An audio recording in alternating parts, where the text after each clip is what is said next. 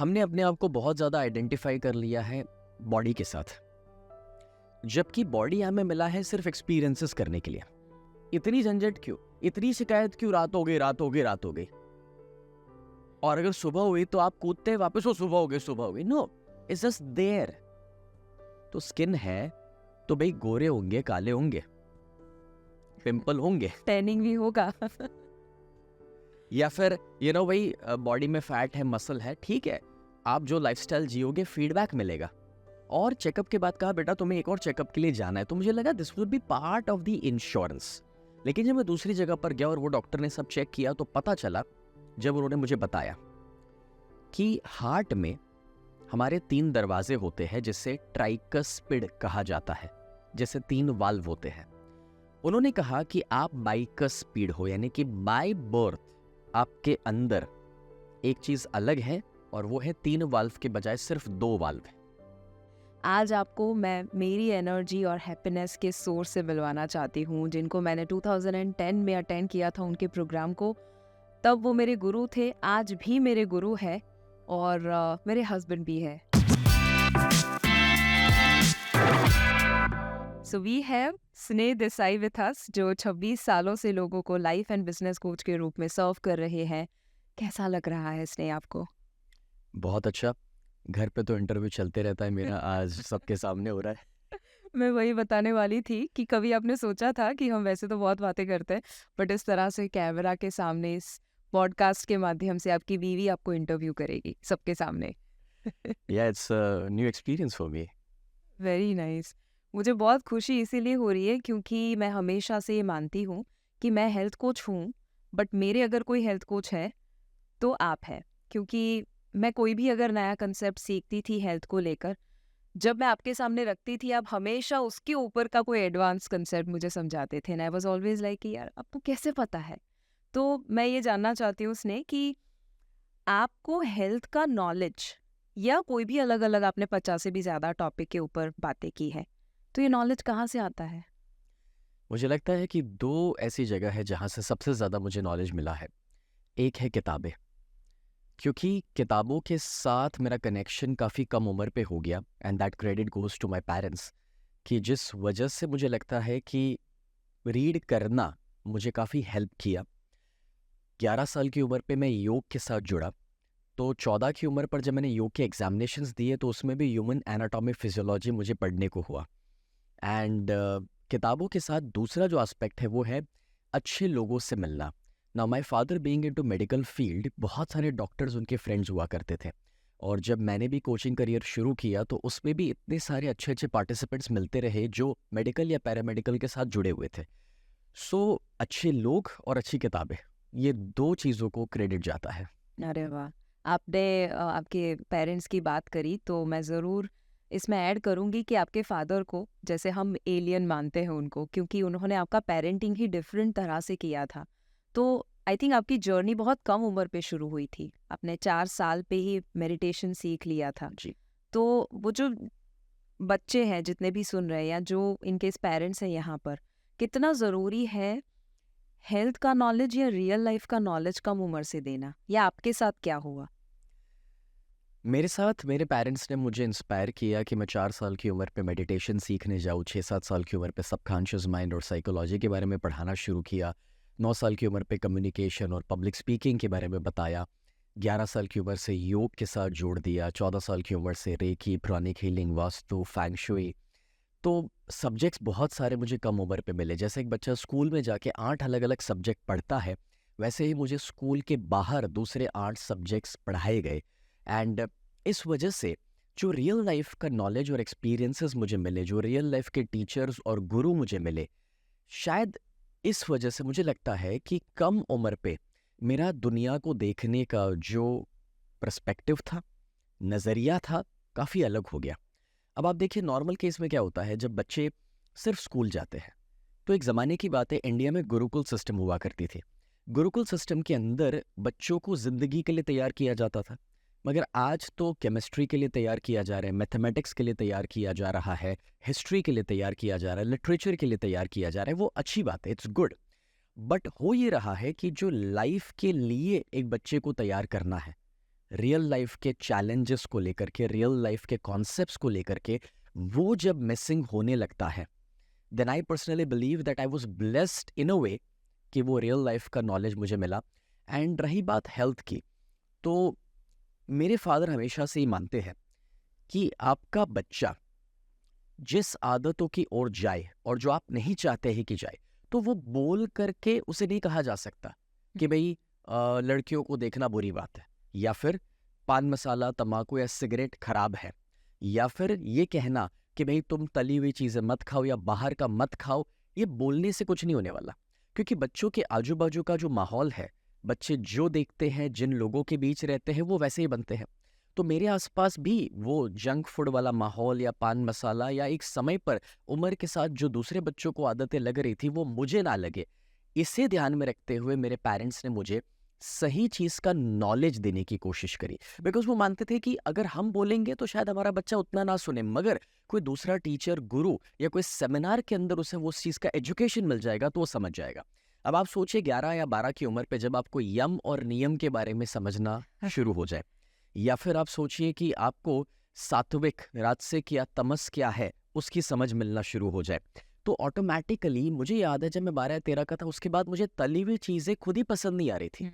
जबकि मेरे सारे दोस्तों को वो अट्रैक्शन था, बट मुझे याद है मैंने 12 की उम्र से पापड़ खाना जैसे बंद कर दिया। आप पूरी कभी नहीं खाते? यस, आई डोंट लाइक पूरी। आज दिन तक पता नहीं कोई कारण से मुझे वो पूरी जो डीप फ्राई होती है वो मेरे दिमाग में नहीं बैठी है, क्योंकि वो बचपन में जो एजुकेशन मिल गया, वो एजुकेशन ने मेरी मदद करी। अब आप जब योग फॉलो करते हैं तो इवन आपको समझ पड़ने लगती है कि भी ये पान मसाला हो सकता है, शराब हो सकता है, ये चीज़ें आपकी सेहत पर क्या इम्पैक्ट ला सकती है, या लेट तक जागना या सुबह ना उठना, उसका इम्पैक्ट क्या हो सकता है आपकी लाइफ में। एंड दैट्स द रीज़न कि मुझे याद है 15-20 साल मेरी ज़िंदगी के ऐसे बीते हैं जब सुबह 4-4:30 बजे मैं कॉन्स्टेंटली हर दिन उठा हूँ। तो कहने का मतलब ये है कि आप जब अपने बच्चों को सही माहौल देंगे, सही एजुकेशन देंगे, तो ऑटोमेटिकली वो चीज़ उनके स्वभाव में आने लगती है, और फिर बाहर की एनवायरनमेंट और दोस्त भी उन्हें इम्पैक्ट नहीं कर पाते हैं। It's just about right education. Because आप बच्चों को जब भी कुछ सिखाएंगे ना, हमेशा वो एक सवाल करते हैं, वाई। और अगर उनको आप लॉजिक नहीं दे पाएंगे, साइंस नहीं दे पाएंगे, तो वो आपकी बातों को नहीं मानेंगे। बिल्कुल, इसने मुझे याद है कि आपके मम्मी-पापा ने चाय, कॉफ़ी छोड़ दी थी आपके जन्म के साथ। वो यस, कहानी ज़रूर बताइए, ऐसा क्यों? एक्चुअली ऐसा हुआ था कि मेरे मम्मी पापा, जैसे पापा को कॉफ़ी पसंद थी, मम्मी कभी चाय भी पीते थे, मगर जब मेरा जन्म हुआ तो वो चाहते थे कि वो आदत मुझे ना लगे। एंड दैट्स द रीज़न कि उन्होंने चाय और कॉफ़ी मेरे जन्म के साथ अपनी ज़िंदगी से छोड़ दी, वो सैक्रिफाइस किया, बिकॉज वो नहीं चाहते थे कि वो आदत मुझे लगे। और इसलिए मैं यहाँ पर कहना चाहूँगा हर पेरेंट्स को कि आप अपने बच्चों को सिर्फ ज़मीन जायदाद या बिजनेस देकर नहीं जाते, आप अपने बच्चों को अपनी आदतें और अपनी बीमारियाँ भी देकर जाते हैं। और इस वजह से जब उन्होंने चाय कॉफ़ी छोड़ दी, तो हैरानी वाली बात यह है कि 30 साल की उम्र तक मुझे नहीं पता था कि कॉफ़ी क्या है। मैंने उसके बाद जब बहुत ज़्यादा मेरा इंटरनेशनल ट्रैवल शुरू हुआ, तब कभी कभार कॉफ़ी लेना शुरू किया। या फिर चाय मैंने ऑलमोस्ट 6 महीने पहले लाइफ में पहली बार ट्राई करी। एंड आज मैं कह सकता हूँ कि ओके, महीने में 1 या 2 बार कभी कभार occasionally I try that. But आप जब 30 या 35 सालों तक एक सर्टन कोर आपका बन जाता है, आदतें बन जाती है, तो वो अब आपकी आदतें जो है उसमें चाय या कॉफ़ी रोज़ बरोज़ की ज़िंदगी में कभी नहीं आ पाएगी, और जो मेरी ज़िंदगी में भी हुआ है। सो मैं कहूँगा कि आज कॉफ़ी एवरेज हफ्ते में 1 या 2 बार, और चाय शायद महीने में 1 या 2 बार, बट वो कभी कंपल्शन नहीं है, आदत नहीं है।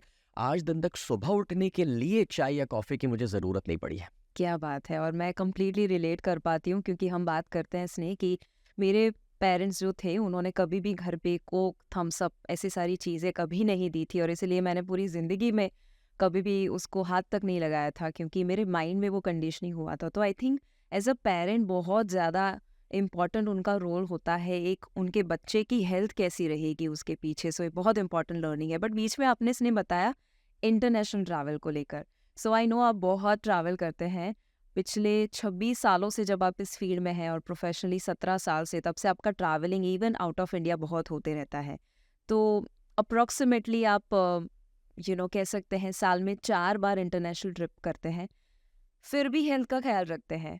मतलब मुझे ऑनेस्टली एक बात तो कन्फेस करनी पड़ेगी सबके सामने कि जब बीएमआई चेक होता है, जब आपका फैट मसल रेशियो चेक होता है, तो मैं बहुत हेल्दी ईटिंग फॉलो करती हूँ, लाइफस्टाइल फॉलो करती हूँ, लोगों को सिखाती हूँ, राइट?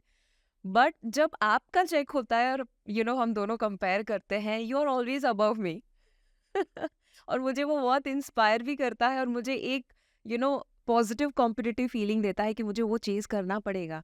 तो क्या राज है? बिकॉज आई नो आप सारी चीज़ें एंजॉय करते हैं, आप स्वीट्स भी एंजॉय करते हैं, डिप्राइव नहीं करते, तो जी। What is the secret?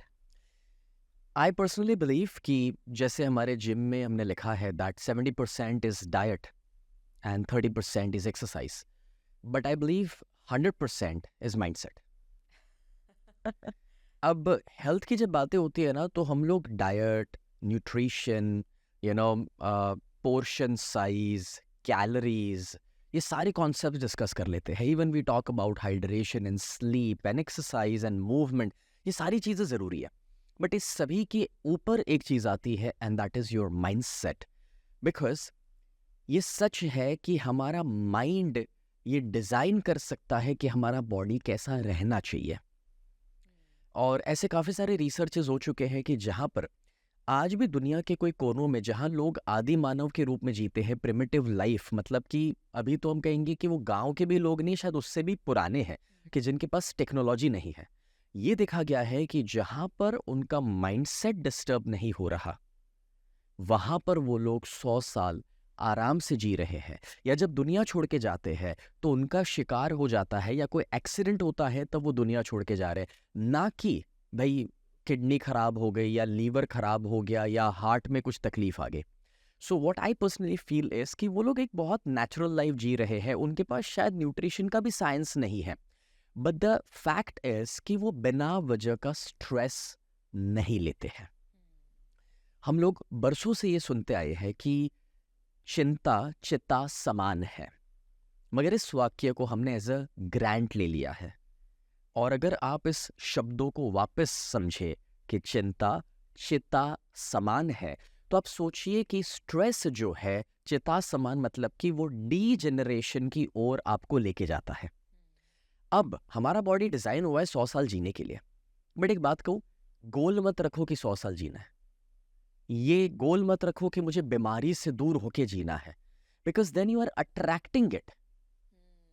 सी आजकल ये जो हो रहा है कि मुझे इतना वजन कर देना है, मुझे ऐसा दिखना है, अरे ये थोड़ा सा फैट अच्छा नहीं है, ये पिंपल क्यों आ गया है, ये सारे स्ट्रेस है। सुबह उठ के आप बताइए, सबसे पहले आप कहाँ देखते हैं उठने के बाद? बाथरूम में जाकर के, अपना चेहरा। या अब वो मिरर क्यों हम देखते हैं? सोचिए, हम वो मिरर देख रहे हैं ये देखने के लिए कि आज सुबह मेरी स्किन कैसी है, वो पिंपल गया या नहीं, मेरे बाल बराबर है या नहीं, या मैं गोरी लग रही हूँ, कारी लग रही हूँ, या मैं मोटी हूँ या पतली दिख रही हूँ। So the more you resist it persist, आपकी एनर्जी तो वहीं पर जा रही है। इंस्टेड आईना दिखे या ना दिखे, सुबह उठ करके अगर ये फीलिंग है ना कि आज एक नया दिन है, मस्त दिन है और मैं भी मस्त हूँ, वो आईना जवाब नहीं देना चाहिए कि आप मस्त है या नहीं है, वो जवाब आपको अपने आप को देना है कि आप मस्त हैं। And this is what I have personally been following for so many years, and that's where मेरे लिए मेरे कपड़े ये डिज़ाइन नहीं करते या डिसाइड नहीं करते कि मैं कैसा दिखता हूँ। मेरे लिए लोग क्या कहते हैं वो डिसाइड नहीं होता है। मेरे लिए मैं किस माहौल में हूँ या मेरा वज़न क्या है वो डिसाइड नहीं करता है। इवन आपने देखा होगा कि मैं कुछ हफ्तों पहले सबसे ज़्यादा ऑल टाइम हाई वेट पे था और ऑल टाइम हाई फैट पे था, जब दुबई साउथ अफ्रीका की सारी ट्रिप्स हम कंप्लीट करके आए। और आपने ये देखा होगा कि जब मैं कभी कभार चेंज कर रहा हूँ और मेरा पेट दिख रहा है वो सुल्तान टाइप का, तो भी मैं उसके ऊपर तबला बजा के एंजॉय करता हूँ। I agree. एंड यहाँ लोग, अरे ये बढ़ गया, अरे ये दिख रहा है, अरे मैं कैसी लगूंगी। This is the problem. Body shaming कोई नहीं कर रहा है, आप ही कर रहे हैं। So true. Accept yourself as you are, क्योंकि अपने आप को एक्सेप्ट ना करना वो सेल्फ लव से डिप्राइव करना है। और जितना ज़्यादा आप सेल्फ लव से अपने आप को डिप्राइव करेंगे, आप अपने आप को पसंद नहीं करेंगे ना, तो कोई आपको कभी पसंद नहीं करने वाला है। Very true. आपने मुझे याद है कि शुरुआत में शादी के बाद मैं तैयार होती, अच्छे कपड़े जब पहनती तो एक्सपेक्ट करती कि आप मुझे कुछ बताएं, आप बहुत अच्छे लग रहे हो। ओकेजनली बताते, बट बहुत बार बार नहीं। और मैं जब पूछती कि स्नेह आपने नोटिस नहीं किया, तो आपका आंसर ये था कि आपके आउटर अपीयरेंस के ऊपर मेरा ध्यान ही नहीं है। आप जो हो, आपका जो कैरेक्टर, आप जो इंसान हो, उसके ऊपर मेरा हमेशा फोकस रहता है। तो आई थिंक ये हमें ध्यान रखना चाहिए कि आज बहुत ज़्यादा आउटर अपीयरेंस को लेकर बहुत परेशान लोग हो चुके हैं। पेट बढ़ चुका है, उसको अपनी आइडेंटिटी बना लेते हैं। तो आज कोई किसी को डायबिटीज़ है, किसी को आर्थराइटिस है, किसी को मोटापा है, तो वो उनकी आइडेंटिटी बन चुका है। उनको एक्ने है, उनकी आइडेंटिटी बन चुकी है कि मैं एक बुरा दिखने वाला लड़का या लड़की हूँ। तो उनको आप क्या कहना चाहेंगे कि आपने बताया स्ट्रेस नहीं लेना चाहिए, बट एक तो आपने बोला कि सुबह उठने के साथ एक माइंडसेट रखो कि मिरर आपसे जवाब नहीं, आपको नहीं देना चाहिए, आप उनको बताओ तो वो रिफ्लेक्ट करेगा। उसके अलावा कुछ है, कैसे उससे बाहर निकले? हमने अपने आप को बहुत ज़्यादा आइडेंटिफाई कर लिया है बॉडी के साथ, जबकि बॉडी हमें मिला है सिर्फ एक्सपीरियंसेस करने के लिए। तो ये समझना ज़रूरी है कि भी आप एक सर्टेन एज में है या आपके हार्मोनल चेंजेस चल रहे हैं तो एक्ने होगा। That's part and parcel of it. दिन हो रहा है तो रात नहीं होने वाली, और रात है तो दिन भी होने वाला है। तो उसमें इतनी फसाद की बात क्या है? इतनी झंझट क्यों? इतनी शिकायत क्यों? रात हो गई, रात हो गई, रात हो गई। और अगर सुबह हुई तो आप कूदते हैं वापस, वो सुबह हो गई, सुबह हो गई। No, it's just there. तो स्किन है तो भाई गोरे होंगे, काले होंगे, पिंपल होंगे, टैनिंग भी होगा। या फिर भाई बॉडी में फैट है, मसल है, ठीक है। आप जो लाइफस्टाइल जियोगे फीडबैक मिलेगा। I consider it as a feedback. Fat बढ़ गया, इट्स अ फीडबैक। मसल बढ़ रहे, it's a feedback. So basically आप जो कर्म कर रहे हैं वो उसी का एक फीडबैक है। फीडबैक को लेके परेशान क्यों ना है? सी, जब एग्जाम का रिजल्ट आता है हम वो रिजल्ट को लेके परेशान हो रहे हैं। सच ये है कि रिजल्ट को लेके परेशान होने से रिजल्ट नहीं बदलता है। रिजल्ट तो बस फीडबैक है कि पिछले साल में आपने क्या किया था। अरे वाह! सो बेसिकली आपकी बीमारी इज अ फीडबैक, वजन बढ़ना इज अ फीडबैक, यस, बाल खर रहे हैं वो फीडबैक है, उससे फियर नहीं आना चाहिए। आई थिंक आप वो बता रहे हैं। एब्सोल्युटली। और फीडबैक पता नहीं चलेगा तो शायद हम और ज्यादा अपने शरीर को खराब कर देंगे। Yes, so it is a good thing. And हमें वो फीडबैक लेते रहना चाहिए। सी, लोग वजन नहीं करते, बोले नहीं नहीं यार मैं वजन कांटे पे नहीं खड़े रहने वाला। वो बॉडी फैट मेजर नहीं करते या ब्लड रिपोर्ट नहीं निकलवाते। ऐसा कभी मत करो। मैं कोशिश करता हूँ कि 6 महीने में या साल में एक बार एटलीस्ट ब्लड रिपोर्ट निकलवा सकूँ। फॉर एग्जाम्पल, मैं सभी से कहना चाहूँगा कि अगर आप 35 के ऊपर है तो हर 6 महीने पर, और आप 35 से नीचे है तो एटलीस्ट साल में एक बार आप अपना रिपोर्ट निकलवाइए। It's feedback for you. अगर आप आईने के सामने खड़े रहते हो और आपके बाल बराबर नहीं है तो उसमें डरना नहीं है, बाल ठीक करने हैं। It's a feedback for you. बस एग्जैक्टली वैसे अगर ब्लड रिपोर्ट में कुछ ऊपर नीचे आ रहा है, it's a feedback for you so that you can work on that. यहाँ पर एवरी डे हमारा बॉडी है ना एक फीडबैक दे रहा है, और वो फीडबैक सिर्फ और सिर्फ खाने पीने को लेकर ही नहीं है, आपकी लाइफस्टाइल और एक्सरसाइज को लेकर भी नहीं है, इवन वो आपके मेंटल स्ट्रेस को लेकर भी है। So you just take it as a feedback and start working on that. और अपने आप को आइडेंटिफाई मत करो बॉडी के साथ। सी, बॉडी के साथ आइडेंटिफाई करने के चक्कर में फिर बाल, चेहरा, मेकअप, कपड़े, ब्रांड्स, जूते, स्मेल, कलर, मल्टीपल चीज़ों के चैलेंजेस बढ़ जाएंगे। और ऐसा नहीं है कि ये रेस कभी खत्म होने वाली है। और एक भी चीज़ तो पक्की है ना कि आप बूढ़े होने वाले हैं, कुछ भी कर लो आप मरने वाले हैं, ये भी पक्की बात है। तो पहले तो ये फीलिंग कि मैं हमेशा जवान दिखना चाहता हूँ, उससे बाहर निकल जाओ। करेक्ट। ये फीलिंग कि मुझे मरना नहीं और कभी बीमारी ही नहीं आनी चाहिए, ये कोई कंपटीशन नहीं है। You have to live a life कि जिसमें सारी चीजें ना हो, बट उसे स्ट्रेस का कारण मत बनाओ। इट इज लाइक जब आप हैप्पीनेस को अपना गोल बना लेते हैं, इसीलिए हैप्पीनेस को आप मिस करते हैं। क्योंकि गोल वो बनता है जो आपकी जिंदगी में नहीं है। तो अगर आपने फिटनेस का गोल बना लिया, मतलब आप फिटनेस को मिस कर रहे हैं। Fitness has to be the way of your life, absolutely. और उसके लिए कोई चीज की परहेज की जरूरत नहीं है। आपका ये सोचना कि ये खाने से ये होगा, वो खाना उतना हानिकारक नहीं है जितनी उसके साथ जुड़ी हुई सोच है। 100%। ब्लू जोन करके हम बात कर रहे थे, एक जगह, दुनिया की बहुत सारी ऐसी जगहें हैं जो ब्लू जोन्स के नाम से जानी जाती है, जहाँ पर healthiest living population, longest living population, even 100 के ऊपर लोग जो लोग जीते हैं, साइकिल चलाते हैं, चलते हैं, वुड ब्रेक करते हैं, एक्सरसाइज करते हैं, कंप्लीटली हेल्दी लाइफ जीते हैं। उन्होंने भी यही कहा था जो आपने बताया कि उनके ऊपर जब रिसर्च किया तो पता चला कि वो डरते नहीं हैं बूढ़े होने से। इनफैक्ट वो सेलिब्रेट करते हैं उनकी उम्र को और बुढ़ापा सेलिब्रेट करते हैं। एंड दे सेलिब्रेट कि उन्होंने कितनी अच्छी लाइफ जी है और आगे भी जीने वाले हैं। और हम कहीं ना कहीं वो छोटे से पिंपल से इतना बड़ा स्ट्रेस ले लेते हैं। मुझे अभी भी याद है, मुझे एक्ने पिंपल का बहुत इश्यू था, आपको पता है। मैं सुबह उठती थी और चेहरा मिरर में देखकर पहले ये देखती थी कि वो पिंपल गया या नहीं पुराना, या कोई नया आया या नहीं। बट पिछले इतने सालों में आपके कुछ गाइडेंस के माध्यम से मैंने जो पढ़ाई की, I got read of that idea. And मुझे लगता है स्नेह, आपने जो बताया, you don't just preach, you also practice. Because आपको खुद को भी पर्सनल हेल्थ चैलेंज काफ़ी सारे हुए, उसमें से एक मेजर मुझे पता है जो 21 साल पर आपको पता चला था, वो प्लीज़ बताए ऑडियंस को। और उसमें से आपका फीडबैक क्या था? सबसे पहले तो मैं थोड़ा पास्ट से शुरू करना चाहूँगा कि हमारे फैमिली में 5.5 फीट से ज़्यादा हाइट किसी की कॉमनली नहीं पाई गई। वो मेरे सारे कजिन्स भी हो सकते हैं, अंकल्स भी हो सकते हैं, मम्मी की साइड, पापा की साइड, सभी। उतना ही नहीं, ये भी देखा गया कि कोई ज़्यादा बॉडी बिल्डर टाइप कोई नहीं था जिनकी बड़ी अच्छी पर्सनैलिटी हो।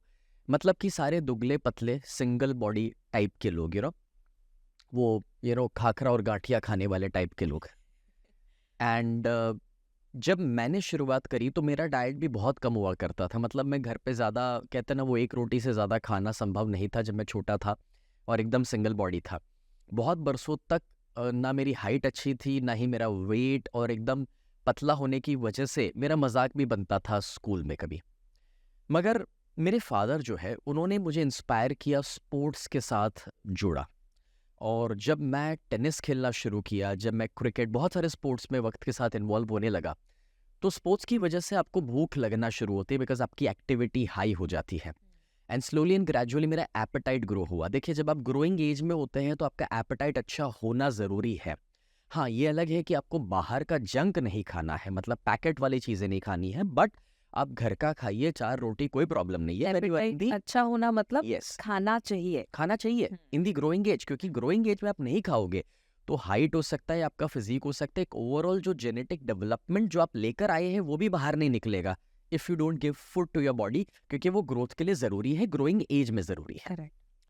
ग्रोइंग एज के लिए आपको भी पता है कि बहुत बरसों तक हम लोग एक सर्टन एज तक, आप 20-25 के तब तक कुछ भी खा लोगे ना, बॉडी उसे ग्रोथ में ही यूज़ करने वाला है, बॉडी उसी के अंदर से प्रोटीन भी बना लेगा अपना।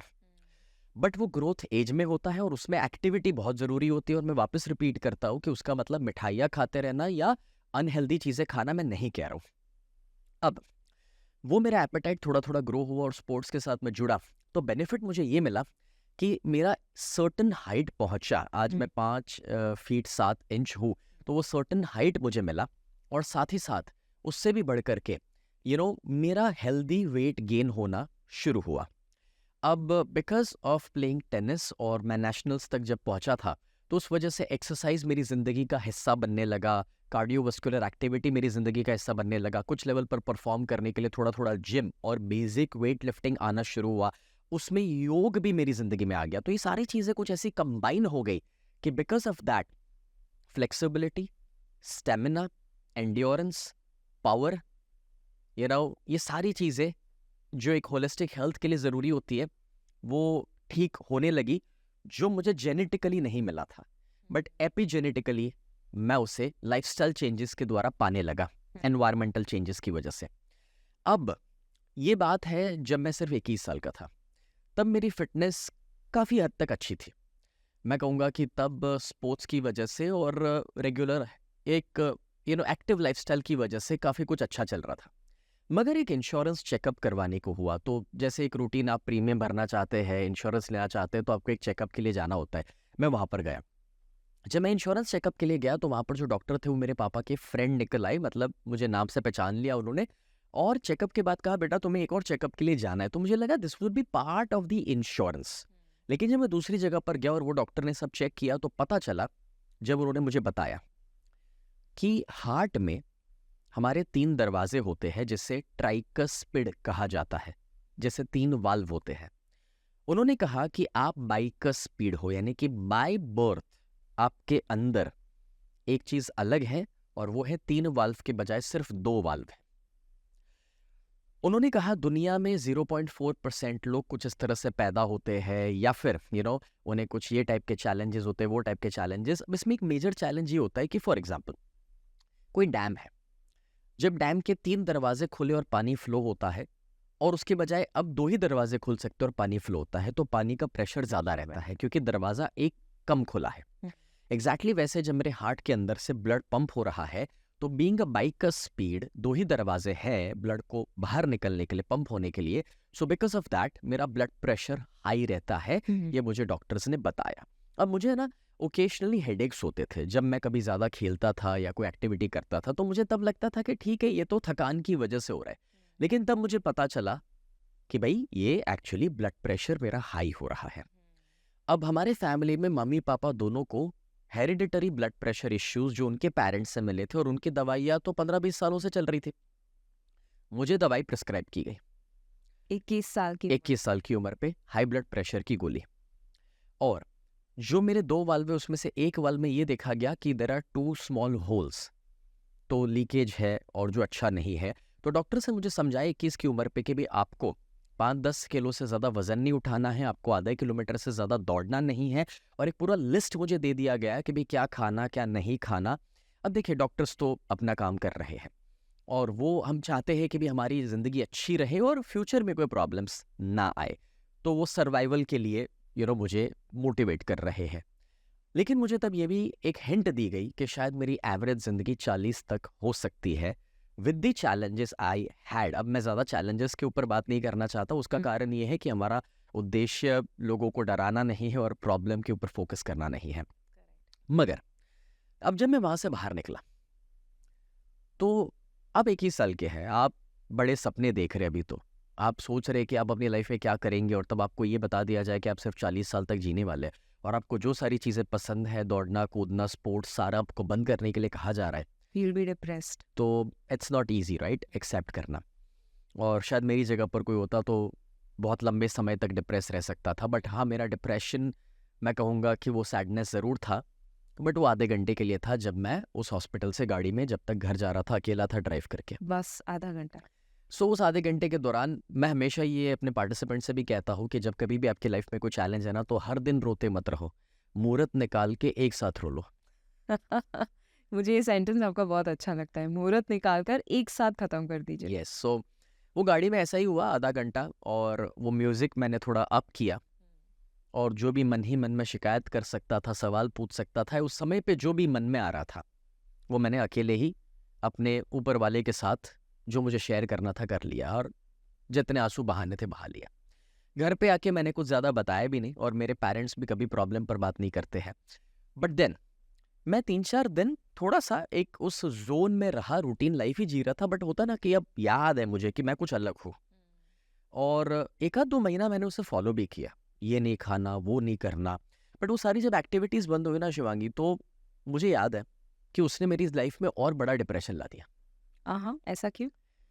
बिकॉज हमारा जो केमिकल चेंजेस माइंड में है वो सारे हमारे बॉडी के साथ जुड़े हुए हैं। इवन एड्रेनालिन हो सकता है या हैप्पीनेस हार्मोन्स हो सकते हैं, वो सारा बॉडी के साथ कनेक्टेड है।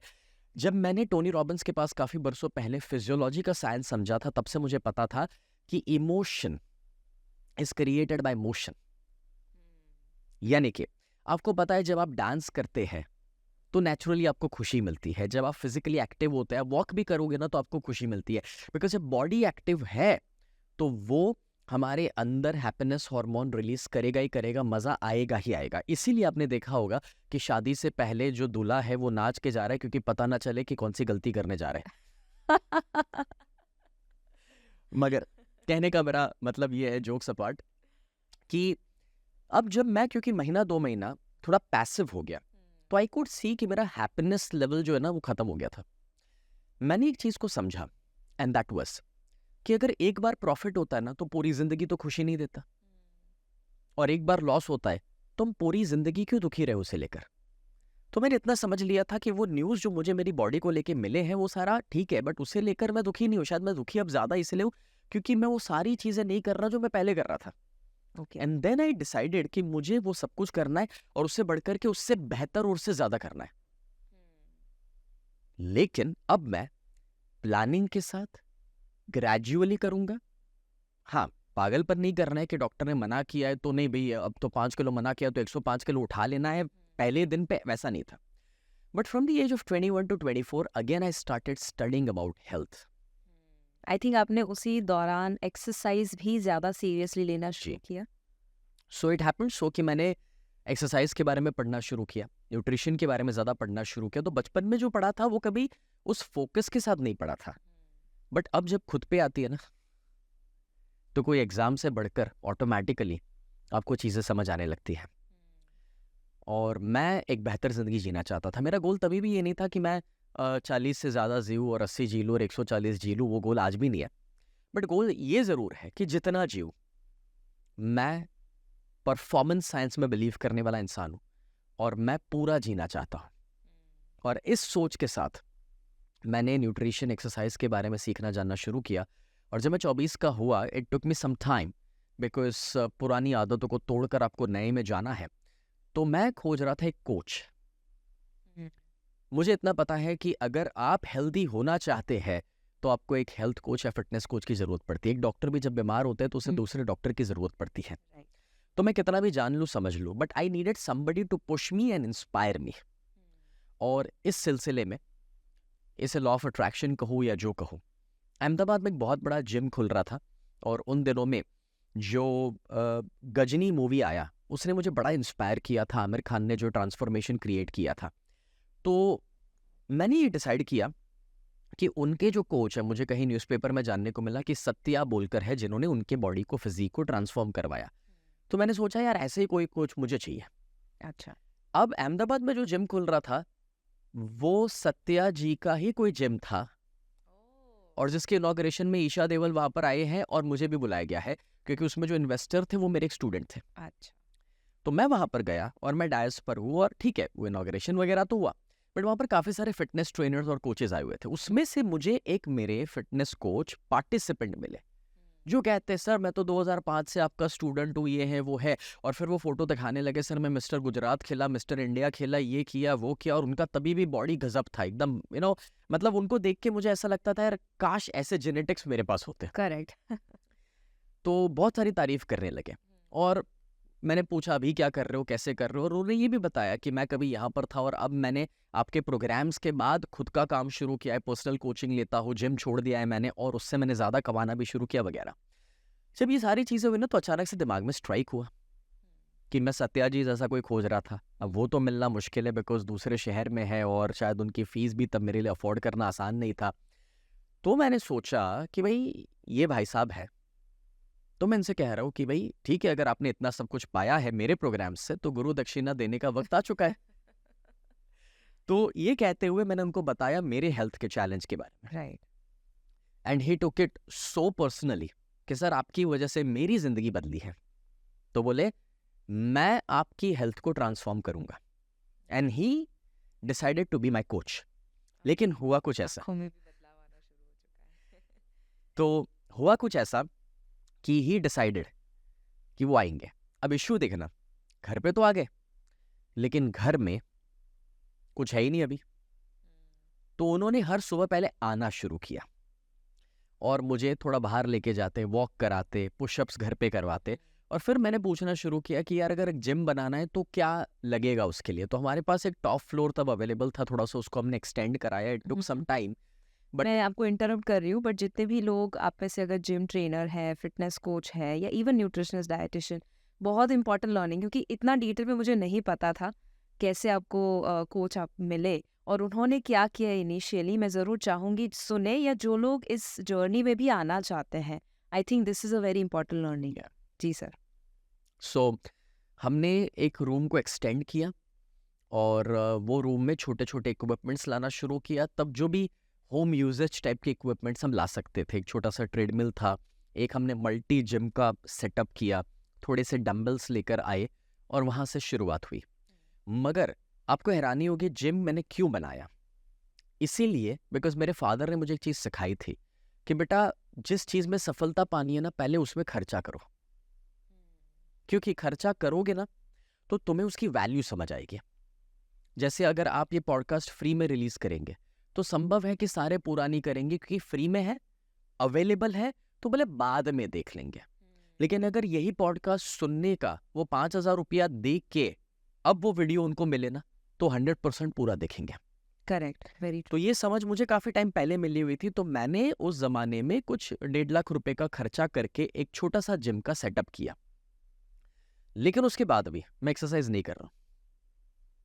मेरे ट्रेनर आते हैं, मुझे जिम में लेके जाते हैं, और हमने 2 कुर्सी लगाई थी जिम में। कुर्सी पे बैठ के हम बातें करते एग्जैक्टली ऐसे। और अब थ्योरी बातें कैसी चल रही, मैं कहता तो दिनेश भाई जो मेरे कोच का नाम, कि प्रोटीन खाने से ये होता है वो होता है, मैंने पढ़ा हुआ है, और वो उसके ऊपर मुझे और कुछ नॉलेज देते। बेसिकली हम एक्सरसाइज नहीं कर रहे, हम बस फिटनेस की बातें कर रहे हैं। और ये कितने समय तक चला? और फिर देखिए मजा कि हमने एक टीवी लगाया था ट्रेडमिल के ऊपर। मतलब मैं अपने आप को ट्रेडमिल पे लेके जाऊँ उसके लिए मैंने सामने टीवी लगाया। और टीवी पे मैंने क्या लगाया, तो मैंने मोटिवेशनल गाने, उसके बाद मैं कुछ बॉडी बिल्डर्स के वीडियो उस जमाने में जो यूट्यूब पे मिलते थे तो वो डाउनलोड करके कुछ देखता था वहाँ पर। बट हम एक्सरसाइज नहीं कर रहे अभी भी, हम बस फिटनेस की सारी बातें कर रहे हैं। मतलब सिंपल कहूँ तो गॉसिप कर रहे हैं बैठे बैठे। और ये कौन सा साल होगा? 2000? ये 2010 के आसपास की बात है, 2010 या 11।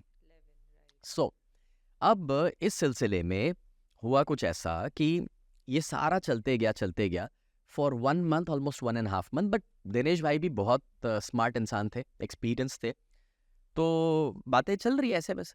आओ ना भाई थोड़ा वॉक भी कर लेते, मैं बाजू में खड़े रह के अपने बातें चालू रखते। तो 5 की स्पीड पे मुझे 5 की स्पीड पे ट्रेडमिल पे चढ़ा देते थे, और बाजू में खड़े रह के बातें, फिर साथ में हम टीवी में वो वीडियो देखते कि ये बॉडी बिल्डर ने ये किया वो किया, और उस तरह से हमारी बातें चलते रहती थी। फिर वो वॉक खत्म होता था, आओ थोड़ा बाइसेप कर लेते, ये 10 का डंबल ले लो। तो इस तरह से वो थोड़ा, एंड बॉडी जो है ना वो अडेप्ट बहुत जल्दी करता है। This is what I believe. पहले 5 दिन आपको तकलीफ होती है, 15 दिन होती है, बट मुझे लगता है 1 महीने के बाद, 2 महीने के बाद वो आपको मज़ा देने लगता है, और 3 महीने के बाद तो उसके बिना आपको मज़ा नहीं आता है। बट मेरे लिए सबसे इम्पॉर्टेंट तो ये था, एंड दैट वाज कि वो मेरे सिर्फ एक्सरसाइज को नहीं मगर डाइट को चेंज कराए। अच्छा। उन दिनों में जब मैं पिज्ज़ा ऑर्डर करता था तो कुछ इस तरह से करता था कि I want a double cheese margherita with extra cheese with cheesy burst base with cheesy dip. Everything cheesy. तो उस सिचुएशन में मेरे डाइट को चेंज कराना बहुत मुश्किल था। बट पर्सनली मैंने ये देखा कि जब आप एक्सरसाइज रेगुलर करोगे और आपकी बॉडी में जब आपको डिफरेंस फील होता है ना, तो आपका डाइट भी अपने आप चेंज होता है। Because then you realise I agree. कि यार वो एक वड़ा पाव खाने के चक्कर में इधर मेरे को 40 मिनट भागना पड़ रहा है ट्रेडमिल के ऊपर। वो सोचना पड़ता है कि यार ये गुलाब जामुन एक भी खा लिया तो Yes. कितना सीढ़ियाँ ऊपर नीचे करनी पड़ेगी। And that helps you. तो इस तरह से जर्नी की शुरुआत हुई। लॉन्ग स्टोरी शॉर्ट, फिर तो इतना मज़ा आने लगा उस प्रोसेस में, और जितना मैं और सीख सकता था सप्लीमेंट्स के बारे में, फिटनेस के बारे में, न्यूट्रिशन के बारे में, बॉडी की बायोलॉजी के बारे में, I started learning about that. Even I started attending some supplement conferences and exhibitions. और जब मैं फॉरेन ट्रैवल करता था तभी भी बॉडी बिल्डिंग शोज में पार्टिसिपेट करने लगा, मतलब कि एज अ ऑडियंस। एंड ये सब जब होने लगा तो मैंने अपने आप को उस एनवायरनमेंट में रखा। नतीजा आज का कि कभी जो 5 या 10 किलो उठाने के लिए मना किया था, 65 के बॉडी वेट में 120 किलो के स्क्वाट भी मारे, 125 का डेडलिफ्ट भी किया, 110 का बेंच प्रेस भी किया, या फिर मैराथन कंप्लीट किया, या हो सकता है कि अपने आप को मैंने स्काई डाइविंग की ओर मैं लेकर गया, जिसमें मुझे एक्चुअली डॉक्टर्स ने बताया था कि मुझे मेरे हार्ट को कोई भी किस्म का प्रेशर नहीं देना। और पूरी दुनिया में अगर सबसे एक्सट्रीम कोई स्पोर्ट है जिसमें हार्ट पे ऊपर सबसे ज़्यादा प्रेशर आ सकता है तो वो स्काई डाइविंग है, जिसमें आप एक चलते हुए प्लेन से पैराशूट लेकर कूदते हैं 14,000 या 15,000 फीट की ऊंचाई से। सो वो स्काई डाइविंग के लिए मैंने अपने आप को ट्रेन किया। ये 2013 की बात है जब पहली बार स्काई डाइविंग मैंने सीखना शुरू किया, and then journey went on. अभी ऑलमोस्ट 300 जंप्स मेरे हो चुके हैं स्काई डाइविंग के अंदर दुनिया के अलग अलग कोनों में। लेकिन आज ऐसा है कि वो स्काई डाइविंग करने के बाद और उसके बाद अभी जब हमने एवरेस्ट बेस कैंप किया जहाँ पर ऑक्सीजन अल्टीट्यूड के चैलेंजेस और उसमें जो मैं परफॉर्म कर पाया, तो मेरे डॉक्टर्स हैरान परेशान है वो कि मानने को भाई तैयार नहीं। ये कैसे मैं कर पा रहा हूँ और इतना एक्टिवली कैसे मैं जी पा रहा हूँ। एंड आई पर्सनली बिलीव कि आप अपने बॉडी को कोई भी काम के लिए ट्रेन कर सकते हैं। बॉडी को 50 साल की उम्र के बाद भी उसके लिए तैयार किया जा सकता है जो 50 साल में आपने कभी ना किया हो। बट उसके लिए एक चीज़ ज़रूरी है, माइंडसेट। ये डिस्टर्ब हुआ तो बाकी सारा डिसिप्लिन जो आप डाइट स्लीप को लेके फॉलो कर रहे हो उसका कोई मतलब नहीं है, वो डिस्टर्ब होगा ही होगा। करेक्ट, आपके टी शर्ट पर भी जो लिखा है, चैंपियन वो है जो सपना देखता है और कभी उसे छोड़ता नहीं है, रुकता नहीं है। तो आई थिंक आप रुके नहीं। आपको जब पता चला कि 21 साल इतनी छोटी उम्र में अगर किसी को पता चले कोई ऐसी बात, तो शायद वो छोड़ दे जो भी कर रहा है, जो भी करियर में है, जो भी कमा रहा है या जो भी सपने हैं उसके, बट आपने वो छोड़ा नहीं। तो आई थिंक वो फीडबैक था और फिर फीडबैक को लेकर आपने अपने बॉडी को तैयार किया। और मैं जो हमेशा बताती हूँ कि बॉडी आपका डॉक्टर है, आपने उसे लिटरली प्रूव करके दिखाया। सो स्नेह, जितने भी लोग बिजी हैं, और आजकल ऑलमोस्ट हर एक इंसान बिजी है, वो चाहते तो है कि अपनी हेल्थ का ख्याल रखे बट नहीं रख पाते हैं। तो क्योंकि आपका अनुभव खुद का है कि आप इतने बिजी होने के बावजूद भी हर रोज जिम में जाते हैं, हर रोज हेल्दी खाना और रेगुलर रूटीन को फॉलो करते हैं, तो उनके लिए कुछ आसान सी टिप्स अगर दे सके तो वो क्या होगी? सबसे पहले तो बिजी होना ये एक बहुत बड़ा एक्सक्यूज़ है। अगर आप ज़्यादा बिजी हैं तो आपको ज़्यादा अपनी फिटनेस का ख्याल रखने की ज़रूरत है। ये मानना शुरू करो कि आपके पास सिर्फ 23 घंटे हैं। सबसे बड़ा प्रॉब्लम तो यही है कि भी हम सारी चीज़ें 24 घंटे के मुताबिक प्लान कर रहे हैं।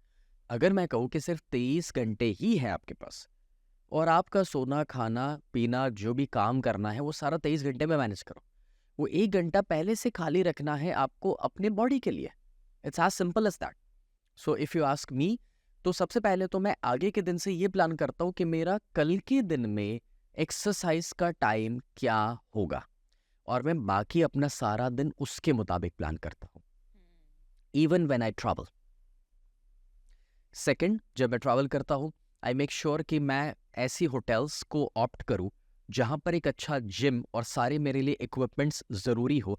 That at times gives me a bit of stress, मतलब कि स्ट्रेस नहीं है बट थोड़ी मेहनत कराता है, क्योंकि कभी कभार आपको ज़रूरी नहीं है कि हर जगह वो चीज़ें मिल जाए।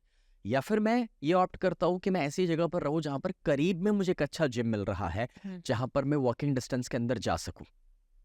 या इवन आई हैव कार जहाँ पर मेरे पास ऑप्शन अवेलेबल है कि ड्राइव करके मैं जा सकता हूँ। अब देखिए, कोई कहेगा पर गाड़ी का खर्चा करना, अच्छा जिम की मेंबरशिप का खर्चा करना है या वो 5 स्टार होटल लेनी है जहाँ पर जिम हो, और मैं ये मानता हूँ कि अगर वो खर्च आज आपने नहीं किया ना तो बाद में वैसे भी आप वो चीज़ डॉक्टर्स के पीछे और अस्पताल के पीछे तो डालने ही वाले हैं या दवाइयों के ऊपर खर्च करा के रहेंगे। सो उससे तो बेहतर है कि आप आज वो खर्च करो। जो इन्वेस्टमेंट है actually. It's an investment for you, right? So plan your day accordingly कि नेक्स्ट डे आपका जिम का टाइम क्या होगा। एंड सेकेंड, जब भी ट्रैवल करो आप ऐसी होटल्स या ऐसी जगह को ऑप्ट करो जहाँ पर आपको एक्सरसाइज करने का ऑप्शन अवेलेबल रहे। और आजकल गूगल के ज़माने में आपको सारी चीज़ें सर्च करने से मिल जाती है, इसमें कोई बड़ी बात नहीं है। इवन कुछ नहीं तो होटल को फ़ोन करके भी पूछ लोगे तो वो लोग भी आपको बताएंगे कि जिम कैसा है या नहीं है, या क्या फैसिलिटीज़ अवेलेबल है। So I believe everything is possible. And specially मैं ये देखता हूँ कि अब तो अवेयरनेस इतनी बढ़ चुकी है ना कि छोटे से छोटे शहर और गाँव में भी अब तो जिम या कुछ नहीं तो अखाड़े तो है ही है। और कुछ भी ना मिले तो भी आपका टाइम फिक्स करके रूम में वर्कआउट कर लो, गार्डन में जाके वर्कआउट कर लो, but it's all about you being committed. और ये एक्सक्यूज बंद करो कि आप बिजी है। आई थिंक स्नेह, जब भी मैं हेल्थ की बात करती हूँ आपके लिए मूवमेंट आई थिंक बहुत इंपॉर्टेंट रोल प्ले करता है, क्योंकि स्वीट्स भी एंजॉय करना या आपका फेवरेट खाना भी एंजॉय करना, उसके साथ हेल्थ को कैसे मेंटेन करना, I think your powerful idea of being fit is movement, I Yes. Believe. तो जो लोग कॉम्प्रोमाइज़ नहीं करना चाहते हैं खाने के ऊपर, मूवमेंट के बारे में आपने जो जो बताया मुझे अभी भी याद है कि कोई भी बाहर आउट ऑफ इंडिया में ट्रैवल करते हैं तो उसमें जिम में हम फ़ोन करके पूछते हैं कि हाईएस्ट वेट का कौन सा डंबल है, and then we choose it. तो लेट्स से जो अभी बिल्कुल एक्सरसाइज नहीं कर रहे हैं, जिनको पता ही नहीं एक्सरसाइज कैसे करना, उनके लिए कुछ छोटी सी टिप्स आपके द्वारा मिल सकती है, कैसे वो शुरू करें? देखिए, अगर आपने अभी तक लाइफ में कभी एक्सरसाइज नहीं करी है, तो सबसे पहले तो एक्सरसाइज आपके लिए ओवरवेलमिंग हो सकती है, या जिम में जाना ही आपके लिए बहुत ज़्यादा स्ट्रेसफुल हो सकता है, बिकॉज यू विल फील अंदर जा करके that I don't belong to this place. एक सिंपल एग्जाम्पल है, I am not a good dancer. तो अगर मैं ऐसी कोई जगह पे जाऊंगा जहाँ पर सारे बहुत अच्छा डांस कर रहे हैं ना, तो आई माइट फील इन्फीरियर। और ये बहुत लोगों का प्रॉब्लम है कि जब आप जिम में जाते हैं, आप योगा क्लास में जाते हैं, कहीं पर भी आप जाओगे जहाँ पर आप कभी गए नहीं हो और आप वो चीज़ कर नहीं पा रहे हो ना, तो आपको थोड़ा सा वो इन्फ्योरिटी कॉम्प्लेक्स फीलिंग आता है और वो आपका कॉन्फिडेंस डाउन करता है। But you have to understand कि अभी जो जिम में है ना, वो सारों का कभी तो पहला दिन था, बस आज आपका पहला दिन है। और जहाँ तक शुरू करने का सवाल है, देखिए, मैं चाहूँ तो लोगों को पसंद आए वैसे रास्ते दे सकता हूँ। हाँ, पहले वॉकिंग से शुरू कर लीजिए, अरे पहले थोड़ा सा स्ट्रेचिंग कर लीजिए। बट अगेन, मैं वो वेस्ट ऑफ टाइम वाली बातें नहीं करना चाहता। मेरा फंडा बहुत सिंपल है, gym is the place to be. But मेरा मतलब जिम का वेट्स नहीं है, मतलब कि एक एनवायरनमेंट जहाँ पर आप अपने बॉडी को पुश कर रहे हैं, उस एनवायरनमेंट में लेके जाओ। डंबल नहीं उठाओगे उससे फ़र्क नहीं पड़ता, तो वहाँ जाके स्ट्रेचिंग कर लो, योगा मैट लगा के योगा कर लो, वहाँ जा कर के बॉडी वेट एक्सरसाइजेस कर लो। आज ऑप्शंस की कमी नहीं है, वहाँ पर एरोबिक क्लास भी होंगे, जो पसंद है वो करो। But the point is, start with 20 minutes. लोग क्या करते हैं, जब इस टाइप के कोई पॉडकास्ट देखते हैं या खास करके हम जैसे एक मोटिवेशनल स्पीकर के रूप में काम करते हैं, तो हमें सुनने के बाद पहले दिन पे 2 घंटे जिम जाते हैं, दूसरे दिन 1 घंटे, तीसरे दिन आधा घंटा, और चौथे दिन से बंद कर देते हैं। उसके बजाय मैं लोगों को सजेस्ट करूंगा कि अगर आप सिर्फ एक पुशअप के सेट से शुरू करोगे और आपने पहले दिन 5 पुशअप किए, अब बस मेक श्योर करो कि हर दिन आपको एक पुशअप का सेट मारना है, जो आपकी कैपेसिटी उतना मारो। हफ्ते भर में आप 5 पुशअप से आई एम श्योर कि 7-8 तक पहुंच जाओगे। 1 महीने के अंदर आप 10 क्रॉस कर जाओगे। 3 महीने के अंदर आप 25 पुशअप तक पहुंच जाओगे। और अगर वो 1 साल कर लिया ना, आई एम वेरी श्योर कि 4 दिन 3 घंटे एक्सरसाइज करके आपके बॉडी में जो चेंज नहीं दिखेगा, वो हर दिन 5 मिनट एक सेट पुशअप का करके साल भर के अंदर आपके बॉडी में बहुत बड़ा चेंज दिखेगा। 100%। तो इसका मतलब मेरा ये है कि आप जब आज जिम जा रहे हो, तो मैं कह रहा हूँ बस 20 मिनट से आप शुरू करो, और हमें किसी के साथ कंपेयर नहीं करना और अपने आप को पुश नहीं करना। 20 मिनट के अंदर जितना कंफर्टेबली कर सकते हो बस शुरू करो, and just keep that 20 minutes for 1 week, that's it. लेकिन हमें ना जोश आ जाता है दूसरे दिन से, अब तो ये भी उठा लूँ, वो भी कर लूँ, ये एक्सरसाइज भी नहीं करनी है, नहीं करनी है। सी, आई एम शेयरिंग दिस क्योंकि मैं एक माइंडसेट कोच हूँ, और मुझे पता है कि वो बहुत बड़ी गलती होगी जो आपने कभी नहीं किया, वो तुरंत करना। तो क्या करना है कि आप एक हफ्ते तक 20 मिनट करो, फिर 8वें दिन से यानी कि सेकंड वीक से आप 25 मिनट करोगे, थर्ड वीक से आप 30 मिनट करोगे, उसके बाद आप नेक्स्ट वीक 35, 40, 45, और भले 3 महीना लग जाए 1 घंटे तक पहुंचने में, मगर आपके माइंड को कभी पता ही नहीं चलेगा कि आप 1 घंटे कब पहुंच गए, बिकॉज वो इतना ग्रेजुअली हुआ है। और लोग क्या करते हैं कि हफ्ते 10 दिन में मतलब ज़्यादा टाइम देने की कोशिश और फटाफट रिजल्ट पाने की कोशिश, और उस चक्कर में जिम ही बंद हो जाता है। जैसे अगर कोई गर्लफ्रेंड है, बहुत उसके साथ आपको लगाव है, प्यार हो चुका है उसको, उसके साथ आप इतना एफर्ट डाल रहे हो, एक साथ इतना गिफ्ट्स देना हो सकता है, सरप्राइज देना हो सकता है, बट फिर शादी के बाद क्या होता है, तो सब बंद हो जाता है बिकॉज एक साथ आपने कर लिया। I think it is similar to that कि आप एक्सरसाइज में भी कंसिस्टेंसी रखें, ना कि एक साथ टूट पड़ना। यस, सो मैं हमेशा ये चीज़ कहते रहा हूँ, मोटिवेशन का अचार डालो और डिसिप्लिन लेके आओ। डिसिप्लिन मतलब 4 बजे का टाइम है तो 4 बजे पहुंच जाना है, 20 मिनट देनी है तो देनी है। सुबह 6 बजे का टाइम है तो 6 बजे पहुंच जाना है, शाम को 7 बजे का टाइम है, 7 बजे पहुंच जाना है। दुनिया उल्टी हो जाए, आपने डिसाइड किया है 7 बजे, तो आप 7 बजे वहां पर होंगे। अब मैं ये नहीं कह रहा कि आपका टाइम हर दिन 7 बजे का है तो 7 बजे ही करो। For example, somebody like me, मेरा ट्रैवलिंग है तो मेरा जिम का टाइम काफ़ी बार चेंज होता है। मैं सुबह जिम करता हूँ, मैं शाम को भी जिम करता हूँ, मैं रात को भी जिम करता हूँ। सो मैं ये नहीं कहना चाहता कि एक ही फिक्स टाइम होना चाहिए, बट हाँ, मैंने अगर आगे के दिन से डिसाइड किया है कि कल मेरे पास ये टाइम अवेलेबल और मैं तब जिम जा रहा हूँ, कुछ भी हो जाए मैं जाऊँगा। इवन तो मैं 12 घंटे के बाद स्टेज से नीचे उतरा हूँ तो भी मैं जिम जाऊँगा, क्योंकि जब लोग मुझसे पूछते सर और 12 घंटे आप स्टेज पे कूदे हैं, नाचे हैं, इतना वॉक किया, 20 किलोमीटर तो स्टेज पे हो गया, उसके बाद क्या ज़रूरत है? और तब मैं कहता हूँ भाई ये 20 किलोमीटर मैं कर पा रहा हूँ क्योंकि मैं जिम जा रहा हूँ, करेक्ट। और वो बंद हो गया तो ये नहीं कर पाऊंगा मैं। इसका मतलब ये हुआ मेरा कि उसके बाद 12 घंटे के बाद मेरे पास एनर्जी नहीं भी है ना, बट क्योंकि मैंने डिसाइड किया है एसएल में जा रहा हूँ, और वहाँ पे जाके मैं फुल वर्कआउट नहीं भी कर पाऊंगा, मैं आधे वेट्स भी नहीं उठा पाऊंगा उस दिन क्योंकि मेरी रात को नींद नहीं हुई, कुछ भी हुआ है, तो मैं वहाँ जाकर भी स्ट्रेचिंग करूंगा, थोड़ा वॉक करूंगा, बट मैं अपने आप को ये कन्विंस करूंगा कि मैंने डिसाइड किया था और मैं जिम गया हूँ। That matters. एब्सोल्यूट। क्योंकि हर दिन बहाने मिलेंगे छुट्टी मारने के, और अगर वो हुआ ना तो कभी डिसिप्लिन नहीं आएगा। मुझे याद है लास वेगस में हम थे कुछ सालों पहले, और वहाँ पर काफ़ी सारे जिम को हमने देखा, बट वहाँ पर सारे महंगे जिम थे। तो एक जिम हमने किया था, मुझे एग्जैक्ट याद नहीं है, बट आई थिंक कुछ पर पर्सन 2,000-2,500 पर डे का रेट था।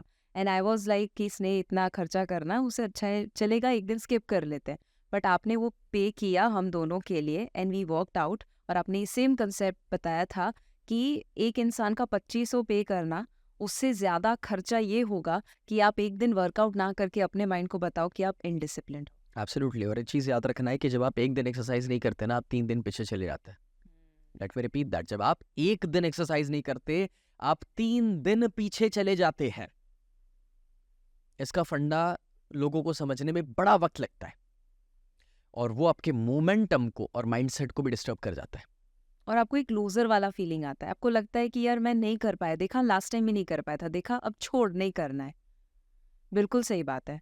तो जितने भी लोग देख रहे हैं सुन रहे हैं, उनको वजन कम करना है, ज़्यादातर लोगों को, तो उनके बारे में आप क्या, क्योंकि मैं बहुत सारी टिप्स देती हूँ, बट आपकी बहुत यूनिक टिप्स होती है, तो उसने आपके हिसाब से जिन लोगों को बेली फैट कम करना है, वजन कम करना है, उनको क्या करना चाहिए? Number 1, you have to visualise. Mirror में देख के आप जो हो उसे लेकर गिल्ट फील मत करो, इंस्टेड विजुअलाइज करो कि दिखना कैसे चाहते हो, और उसका प्लेजर लेके आओ कि अगर ये फैट कम हो गया और मैं ऐसे पतला दिखूंगा तो कैसा होगा, and start enjoying that in your imaginations and mental rehearsals जिसे हम कहते हैं। That's number 1, that's how it starts.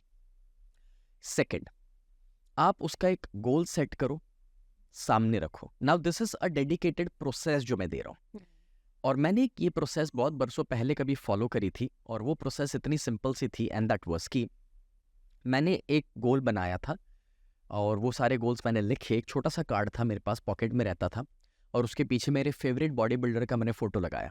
और मैंने रूल इतना ही सेट किया था कि जब भी पूरे दिन में मैं खाना खाऊंगा ना, उससे पहले मुझे ये गोल्स पढ़ने हैं, पीछे वो फोटो देखना है, फिर खाना खाना है। तो इससे क्या होता था कि मुझे खाने में क्या नहीं खाना है ना, वो याद रहता था, और हर मील से पहले मैं ये करता था।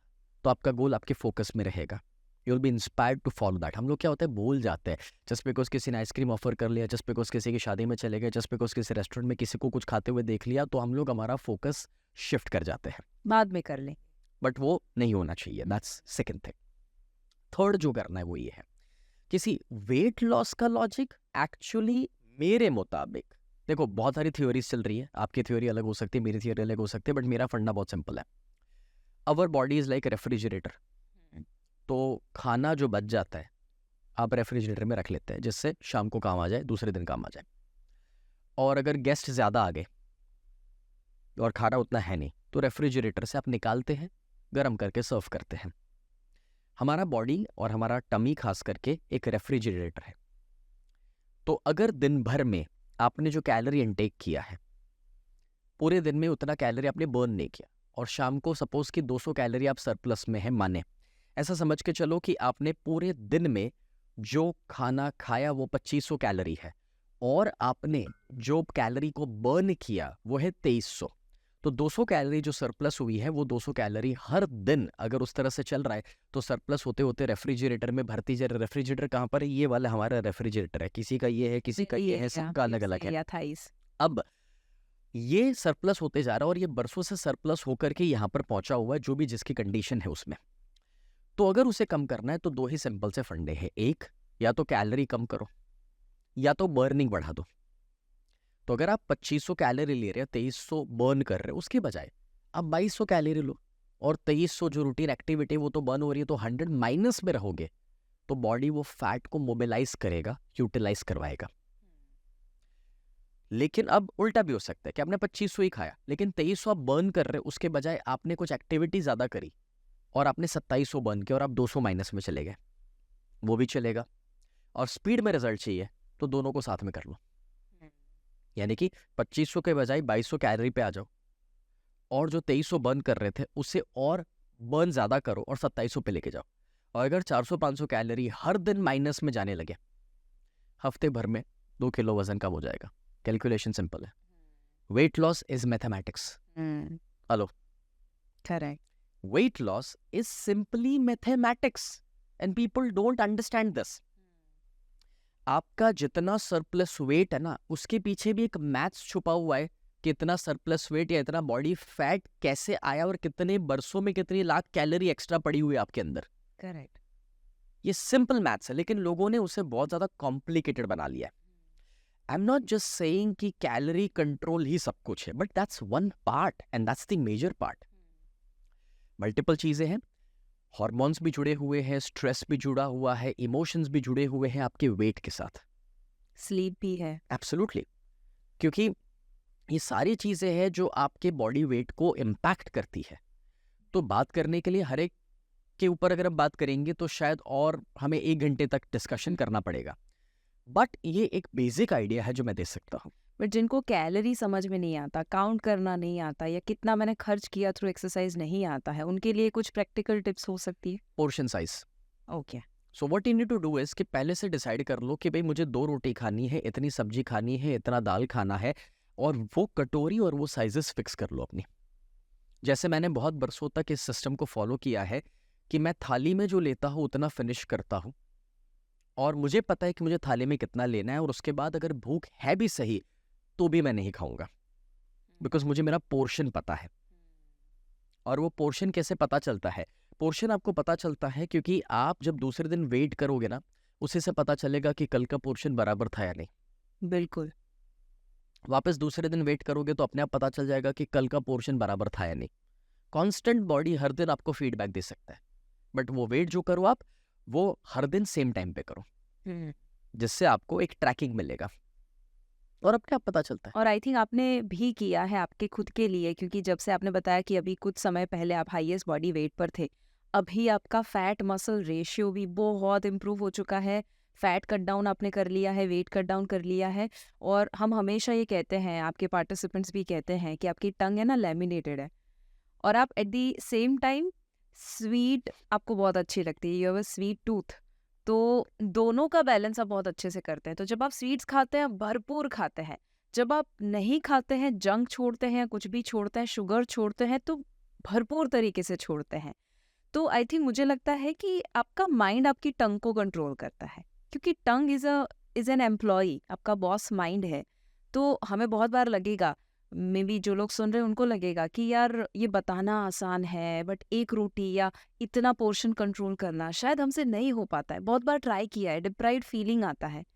डू यू थिंक वो कहीं माइंडसेट का प्रॉब्लम है रादर देन बॉडी का प्रॉब्लम? एब्सोल्युटली, सारा खेल माइंड का है। जब इंसान, अभी जब जैनिज्म में पर्यूषण आएंगे या जब हम इस्लाम में रोज़ा देखते हैं, हर रिलीजन ने अपने अपने लेवल पे हमें फास्टिंग बताया है। जैसे श्रावण का महीना चल रहा है तो उस दौरान कितने सारे लोग कितने दिनों तक अलग अलग तरीके से फास्ट करते हैं। तब हमें प्रॉब्लम क्यों नहीं आता? ये क्योंकि उसके पीछे एक बहुत बड़ा वाई छुपा हुआ है। वाई है जो ऊपर वाले के साथ, रिलीजन के साथ कनेक्टेड है। तो वो इतना बड़ा आपका वाई और रूल बुक बन जाती है कि अब आपको कोई प्रॉब्लम नहीं होता। पहले 2 दिन 3 दिन प्रॉब्लम होता है। आप, मैं कहूँ कि अगर पूरा पूरा दिन भूखे भी रहोगे, सिर्फ पानी पर भी रहोगे, या पूरा दिन पानी के बिना भी rहोगे, पहला दिन बहुत तकलीफ होगी, दूसरा दिन थोड़ी तकलीफ होगी, तीसरा दिन उससे भी कम होगी, और चौथे दिन से तो कुछ याद भी नहीं आने वाला। 100%। बट शुरू करने के लिए आपका वाई स्ट्रांग होना चाहिए। तो मैंने जो आपको पहले कहा ना कि गोल सेट करो, लिखो, रोल मॉडल बना लो और विजुलाइज करो, वो है वाई। वो माइंड सेट कराएगा। बाकी सारी जो स्ट्रैटेजीज है, वो तो जो आपको सुनते रहे हैं, आपके प्रोग्राम्स में आए, मुझे नहीं लगता उन्हें मुझे सिखाने की जरूरत है। आई थिंक यही मिसिंग होता है कि वो वाई डिसाइड नहीं कर लेते हैं, क्योंकि अगर किसी का वाई है कि बस मुझे शादी में अच्छा दिखना है, तो वो वाई शायद उसके लिए इतना बड़ा अगर नहीं है तो वो उसको मोटिवेट नहीं करेगा, हर दिन डिसिप्लिन नहीं रखेगा। तो I think mindset is the most important.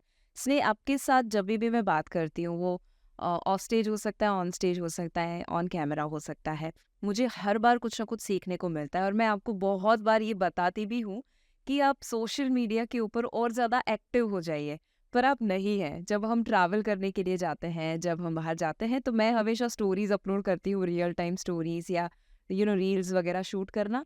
But आपको वो उतना आप प्रेफर नहीं करते हैं, उसकी कोई वजह है why you are not so active on social media? At times I feel it's a waste of time. कुछ लोगों के लिए डाइजेस्ट करना मुश्किल होगा, but I want you to tell the truth. Um, देखो सच बताऊँ तो लोग इंस्पायर होते हैं, मैं मना नहीं करूँगा। बट मेरा ये डालना कि ओके मैं अभी मर्सिडीज़ में ट्रैवल कर रहा हूँ या मैं बिज़नेस क्लास में ट्रैवल कर रहा हूँ, मैं इस 5 स्टार होटल में हूँ और मैंने ये वीआईपी टिकट खरीदा और मैं यहाँ पर गया और मैं यहाँ पर की नोट स्पीकर हूँ। मुझे तो नहीं समझ आता कि उससे किसी और को क्या फ़ायदा मिलेगा। ये मेरी पर्सनल लाइफ है। मैं पर्सनल लाइफ अपने मुताबिक जी रहा हूँ, मैं ट्रैवल करना पसंद करता हूँ, I have lot of great experiences.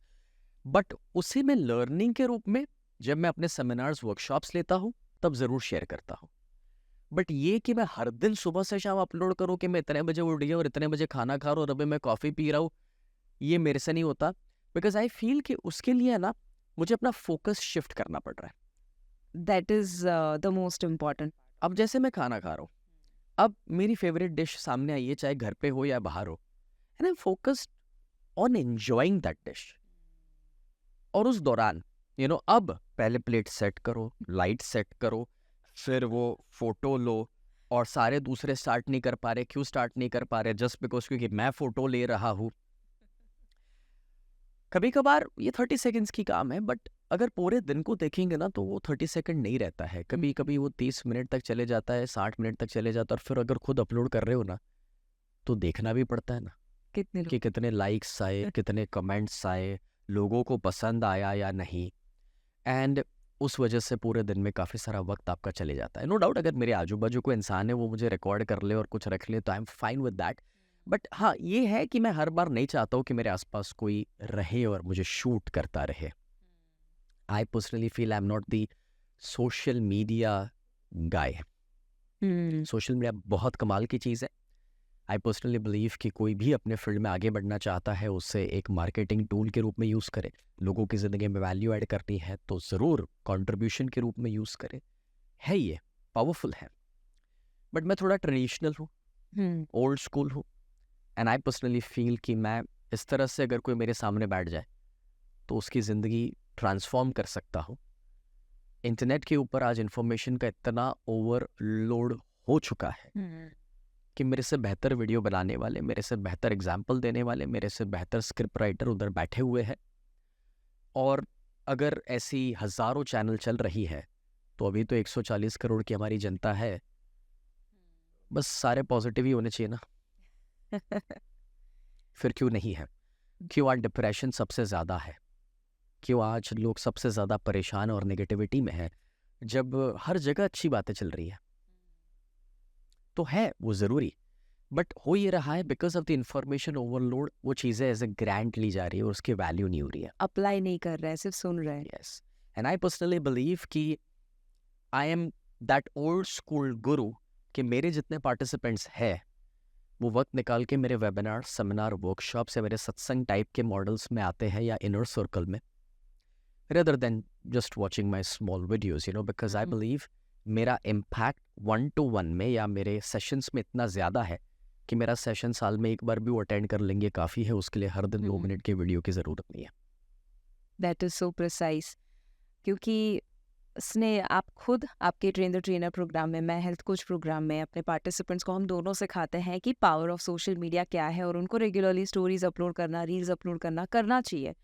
But क्योंकि वो अपना करियर शुरू कर रहे हैं, क्योंकि उनको मार्केटिंग अभी करना पड़ेगा और ज़रूरी है, इसीलिए as a part of their job उनको करना चाहिए। But now probably Sneh, you are at a stage कि आपके लिए इट्स अबाउट चॉइस कि क्या ऑफलाइन सत्संग टाइप के प्रोग्राम में आपको ज़्यादा फोकस करना, खुद पर्सनल लाइफ पे ज़्यादा फोकस करना, या वही आप जो 26 सालों से इतनी मेहनत कर रहे हैं अभी और ज़्यादा सोशल मीडिया के ऊपर आना? सो आई थिंक आपने एक चॉइस लिया है कि सोशल मीडिया कम और रियल जो लाइफ है उसको ज़्यादा आप या कैसे यूटिलाइज कर सकते हैं। एंड मैं ये नहीं चाहता कि सोशल मीडिया मेरी पहचान बन जाए और मेरा ईगो बन जाए, जो काफ़ी जगहों पर मैंने होते हुए देखा है। मैं इंडिया के बहुत अच्छे कोचेज़, इन्फ्लुएंसर्स के साथ कनेक्टेड हूँ। ग्रोथ समिट में भी बहुत अमेजिंग इन्फ्लुएंसर्स, क्रिएटर्स आ रहे हैं। कितने सारे लोगों को हमने सामने से बुलाया है कि रॉबर्ट कियोसाकी को 1-to-1 आके मिलिए।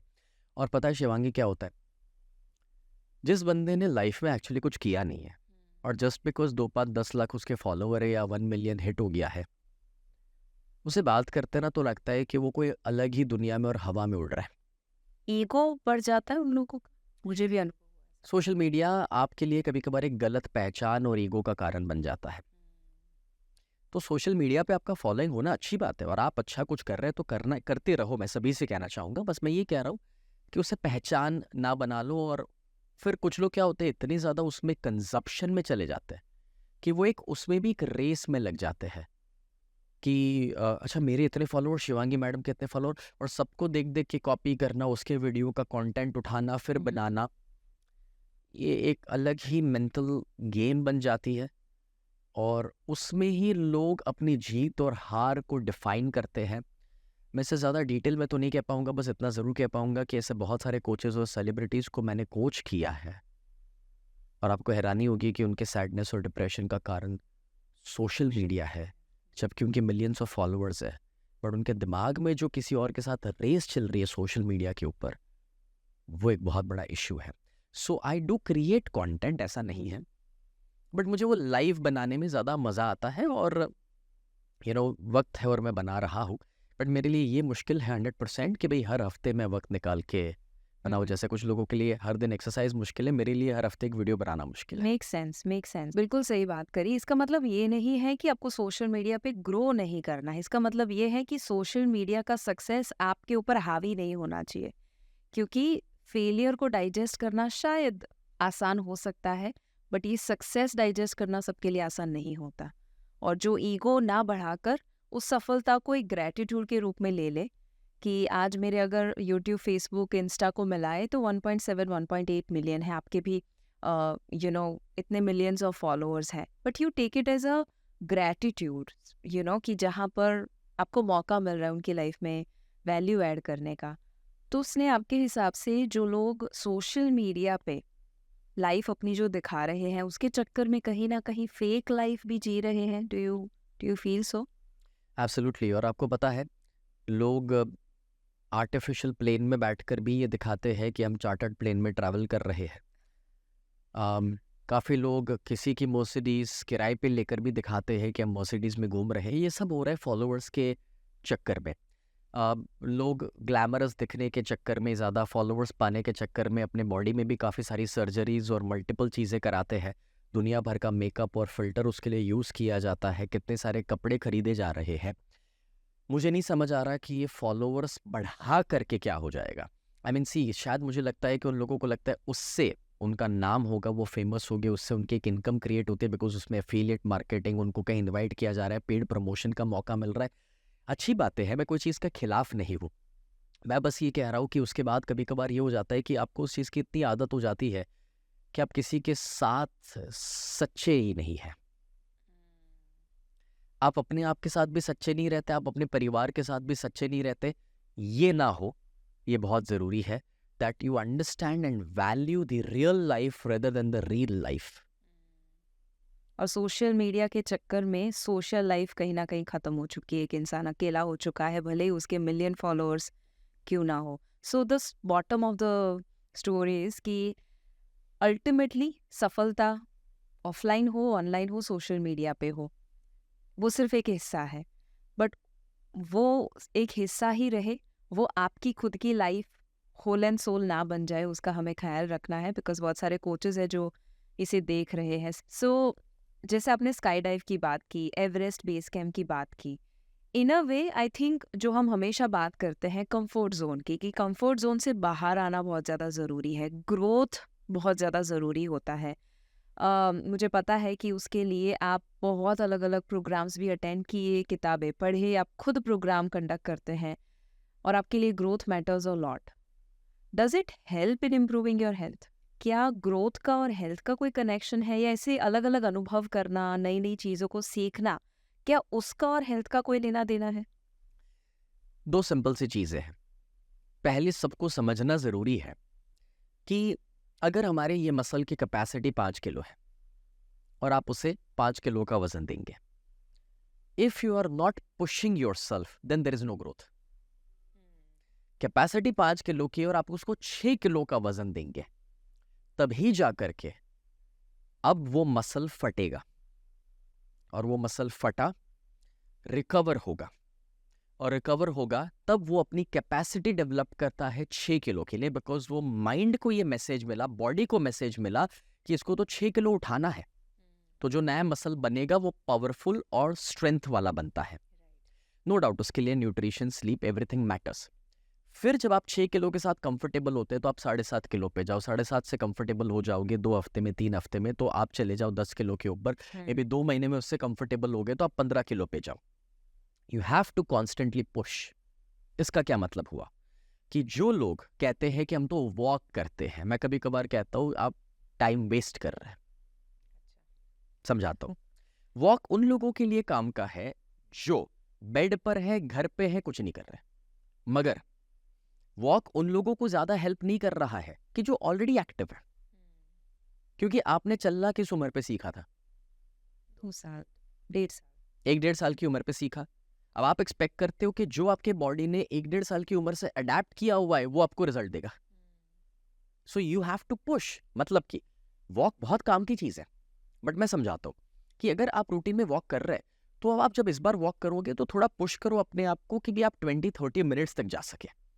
अच्छा उतना हो रहा है तो थोड़ा फास्ट वॉक की ओर चले जाओ। वो होने लगे तो 1 मिनट हल्का सा जॉगिंग, 1 मिनट का वॉक लेके आओ। वो भी होने लगे उसके बाद में भी साइकिलिंग या स्विमिंग ऐड कर दो। It's about constantly pushing yourself, not doing the same things which you have been doing. Comfort zone से इस तरह से बाहर निकलोगे, अपने आप को स्ट्रेच करोगे, तभी जाकर के रिजल्ट मिलेंगे। चाहे वो वेट्स को लेकर हो, योग में भी यही है। आप अगर कोई आसन 30 सेकंड के लिए कर सकते हो तो 40 सेकंड तक लेके जाओ। अब इसमें सवाल आता है कि कैसे हम अपने माइंडसेट को तैयार करें कि जिससे वो कंफर्ट जोन तोड़ा जाए और अपने आप को स्ट्रेच किया जाए और पुश किया जाए। Then the answer to that is, आपके बाजू में बहुत सारी किताबें हैं। The answer to that is seminars, workshops, coaches, learning. अगर हम खुद एज ए इंडिविजुअल अपने आप को डेवलप नहीं करेंगे, इवॉल्व नहीं करेंगे, तो हम अपने आप को पुश भी नहीं करेंगे। ज्यादातर लोगों का इश्यू ये है क्योंकि वो लोग नया सीखते नहीं है, पढ़ते नहीं है, सुनते नहीं है, और वो जो देख रहे सुन रहे हैं वो ज्यादातर नेगेटिव है। न्यूज नेगेटिव है, न्यूज़पेपर नेगेटिव है, आसपास दुनिया में सारी चीज़ों पे खराब चीज़ें हो रही है, और जो दोस्त यार के बीच में है वो भी कह रहे हैं कि अब भाग के क्या करना है, अब कमा के क्या करना है। तो वो सारे लोग आपको कंफर्ट जोन में लेके जा रहे हैं, आपको ये फील करा रहे हैं कि भाई जो है बस तू ठीक है, बैठ जा। और हम ये भूल जाते हैं that when we are not growing we are dying. Correct, correct. लोग ये मानते हैं कि मैं एक्सरसाइज नहीं कर रहा हूं तो मेरी हेल्थ उतनी ही रहेगी जितनी है। सच ये है कि अगर आप अपनी हेल्थ को बेहतर नहीं करोगे तो आपकी हेल्थ जो है वैसी नहीं रहेगी, उससे कमी होने वाली है, क्योंकि या तो बेहतर हो सकती है या तो कम हो सकती है। सलमान खान अगर ये सोचे कि मैं एक्सरसाइज नहीं करूंगा तो इतना बॉडी रहेगा, ये कभी संभव नहीं। एक्सरसाइज करेंगे तो बॉडी बेहतर होगा, एक्सरसाइज नहीं करेंगे तो बॉडी कम हो जाएगा, बात खत्म। दो ही संभावना है। तो अगर आपका बॉडी बेहतर नहीं हो रहा है तो क्या हो रहा है सोच लो। नीचे ही जा रहा है, degenerate. So you have to keep pushing yourself, but उसके लिए seminars, workshops, motivation, inspiration, coaches, ये सारी चीजें आपको हेल्प करती है। किताबें, even listening to the podcast या फिट भारत मिशन के साथ जुड़े रहना, वो कुछ भी हो सकता है। थैंक यू, आपने फिट भारत कहा उसके लिए। बिकॉज यही है जो आपको पुश करेगा, कंफर्ट जोन से बाहर लाएगा। एक चीज सबको समझना जरूरी है, अगर जेन्युइनली किसी से पूछा जाए, मुझसे भी, तो मैं कहूंगा मुझे सुबह उठना पसंद नहीं है, एक्सरसाइज करना मुझे भी पसंद नहीं है। One part of me loves कि मैं आलसी हो जाऊं और कंफर्ट जोन में रहूं। One part of me tells कि ये पैर लंबे करके इधर बैठूं ऐसे। बट द थिंग इज कि अगर वो पार्ट मेरे पे हावी हो गया ना तो मैं खत्म हो जाऊंगा। और मुझे ये पता है कि मेरे अंदर वो पार्ट है, मैं स्वीकारता हूँ। जो स्वीकारते नहीं है ना, वो उसे चेंज नहीं कर पा रहे। और हम सबके अंदर वो है, सबके अंदर देव दानव दोनों बैठे हुए हैं। तो अगर आप अपने अंदर से वो देव को बाहर लाना चाहते हैं, अगर आप अपने अंदर से वो अच्छे वाले पॉजिटिव वाले वॉरियर को बाहर लाना चाहते हैं, तो आपको उसे एनवायरनमेंट में रखना पड़ेगा जहां पर वो बाहर आ सकता है। और वो environment seminars, books, podcast, learning ही है। बहुत सिंपल तरीके से इसे आपने रख दिया कि एक माहौल और अपने आप को पुश अगर खुद नहीं कर पा रहे हैं, जो ज़्यादातर अपने अंदर दो लोग होते हैं, उसमें से देव को जो बाहर निकालना है या पॉजिटिव इंसान को अपने अंदर से बाहर निकालना है, एक ऐसा इंसान जो अपने आप को पुश करे, तो सेमिनार वर्कशॉप्स बहुत ज़रूरी है। इसीलिए मुझे पता है स्नेह कि आप इतने सालों से जब अलग अलग खुद के प्रोग्राम्स कर रहे हैं ऑर्गेनाइज, इंडिया के 26 सिटीज़ में आपने किया या दुनिया के अलग अलग कोनों में, बट अब आपका सपना कुछ अलग है जो मैं जानती हूँ। और इस बार ग्रोथ समिट इंडिया 2023 जो हो रहा है, जिसमें पहली बार इतनी इतनी बड़ी इवेंट के लिए आप यूएस से जो दुनिया के नंबर 1 कोच है, finance coach Robert Kiyosaki, Robert is somebody की जो रिच डैड पुअर डैड के माध्यम से ऑलमोस्ट सभी लोग जानते हैं और आई एम श्योर बहुत सारे लोगों ने उनकी किताब पढ़ी होगी। बट क्या इंस्पिरेशन था आपका? समझ में आया कि ग्रोथ ज़रूरी है, बट ये growth summit India 2023, Robert Kiyosaki और ऐसे ही बहुत सारे नाम आप ला रहे हैं, क्यों ऐसा? और क्यों इंडिया को ये ऐसी टाइप की इवेंट हेल्प कर सकती है, इकोनॉमी ग्रो कर सकती है और एज एन इंडिविजुअल भी हेल्प कर सकता है? मैं पर्सनली बिलीव करता हूँ कि हमारा देश एक सोने की चिड़िया था और उसे वापस एक सोने की चिड़िया बनाया जा सकता है। बट उसके लिए लोगों को इंस्पिरेशन की ज़रूरत है, लोगों को अपने प्रॉब्लम से बाहर निकल के सल्यूशंस खोजने की ज़रूरत है, लोगों को बेहतर स्ट्रैटेजीज की ज़रूरत है। एंड स्कूल कॉलेज के अंदर थोड़ा सा रियल लाइफ का एजुकेशन मिसिंग है, और अगर है भी सही तो वो आउटडेटेड है, बिकॉज वो हर दिन अपडेट नहीं हो रहा है। और जब आप रियल लोगों के साथ बात करते हैं ना, जो खुद सफल है, तो वो आपको कॉन्स्टेंट अपडेटेड नॉलेज देते हैं। से फॉर एग्जाम्पल, अगर कोई न्यूट्रिशनिस्ट बन भी गया यूनिवर्सिटी में से, लेकिन वो आपको सुनते रहेगा ना, तो उन्होंने जो सिलेबस पूरा किया है वो कितना पुराना होगा और कौन से ज़माने के रिसर्च उसके अंदर है, वो सही है। बट हो सकता है कि वो रिसर्च आज बदल गई। तो अगर वो आपके पॉडकास्ट को फॉलो करते हैं या आपको फॉलो करते हैं, तो आपके पास कांस्टेंट नए अपडेट मिलेंगे, या इवन जो प्रोफेसर जिसने वो सिलेबस बनाया उनको सुनते रहेंगे तो अपडेटेड रहेंगे ना। बिल्कुल। बस एग्जैक्टली वैसे मैं ये बिलीव करता हूँ कि अगर आपको रियल लाइफ में ग्रोथ चाहिए, अगर आपको रियल लाइफ में सफलता चाहिए, तो आपको उन लोगों से सीखना पड़ेगा जो ऑलरेडी सफल है, जो उस लेवल पर पहुंच चुके हैं जहां पर आप पहुंचना चाहते हैं। तो ग्रोथ समिट का हमारा उद्देश्य ये है कि इंटरनेशनल और national best of the best coaches और स्पीकर्स और सेलिब्रिटीज को एक प्लेटफॉर्म पर हम खड़ा करें, कि जिससे हमारे इंडियंस को, भारतीयों को ये देखने को मिले, पहले तो उनके वाइब और वो एनवायरमेंट, कि यहाँ पर उनका मन करे कि मुझे भी यहाँ पर पहुंचना है और ये लोग कर सकते हैं तो हम भी कर सकते हैं। और दूसरा कि अगर ये लोग हमें नॉलेज देंगे, स्ट्रैटेजीज देंगे और अपडेटेड नॉलेज देंगे, तो पक्की बात है कि जहाँ पर हम अटके हुए वहां से नए रास्ते मिलेंगे। क्योंकि पेंडेमिक का जब साल आया, सबसे ज्यादा लोगों ने ये कहा कि भाई जॉब चलेगी, पैसा बंद हो गया, हमें निकाल दिया गया, दुकान बंद होगी, बिजनेस डाउन हो गया। जबकि ये भी तो सच है कि पेंडेमिक में सबसे ज्यादा बिलियनर्स पूरी दुनिया में बने हैं। तो कहीं जो नहीं बन पाए, उनके पास नॉलेज की तो कमी थी, अपडेटेड स्ट्रैटेजीज की कमी थी।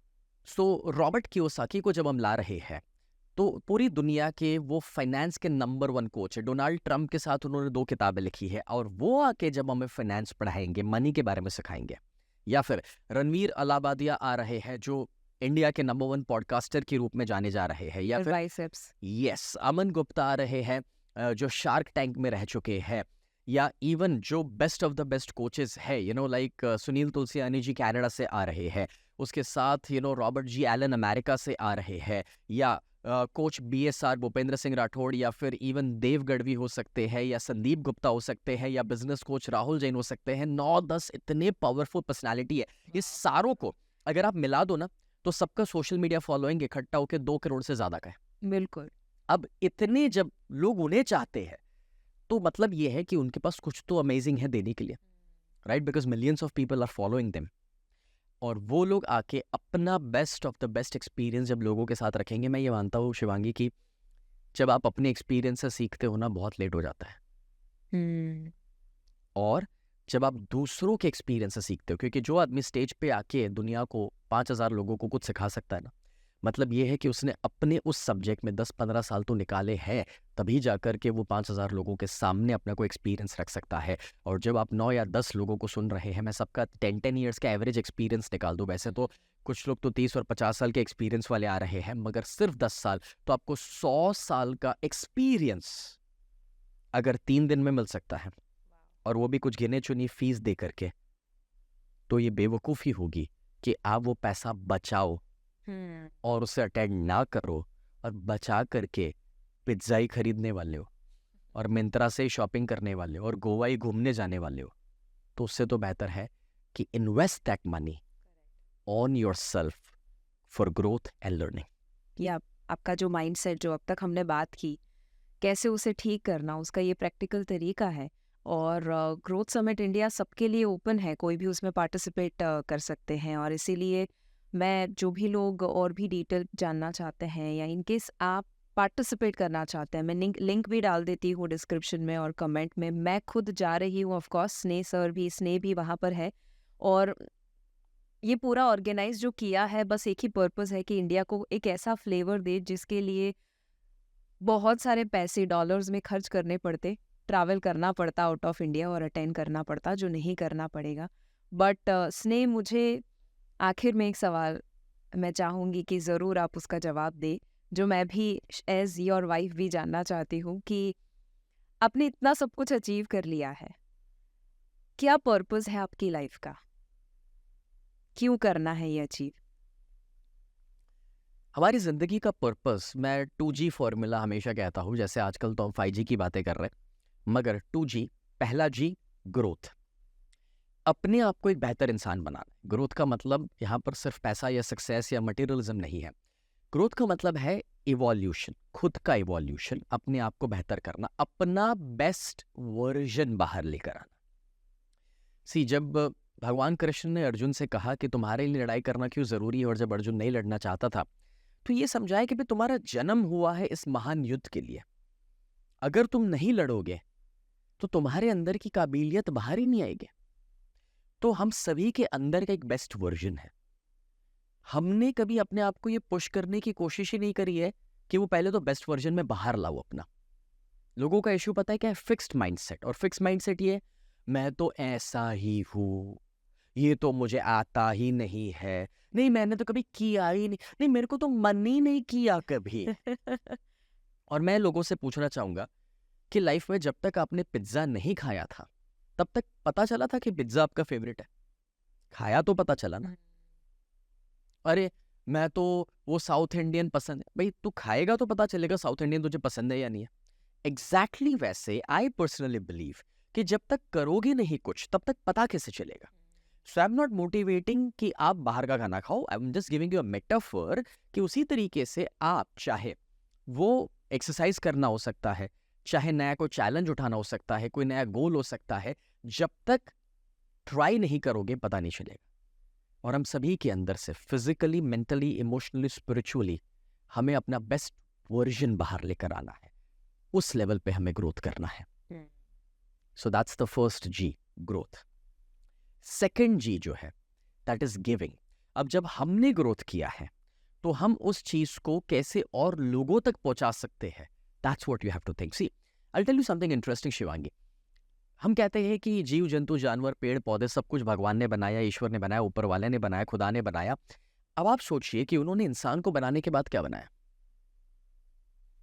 शायद भी नहीं। कुछ भी नहीं। मतलब कि सब कुछ उन्होंने बनाया है, हम भी उन्हीं की बनावट है, and we are his best creation. और इसलिए जो समझना जरूरी है कि जब हम उनकी बेस्ट क्रिएशन है और हमारे बाद ऐसा कुछ नहीं देखा गया है कि भाई जो भगवान ने उसके बाद कुछ बनाया है, इसका मतलब ये हुआ कि कहीं उन्होंने हमारे अंदर वो सारी शक्तियां भर दी है कि अब आगे जो क्रिएट होगा वो हमारे द्वारा होगा।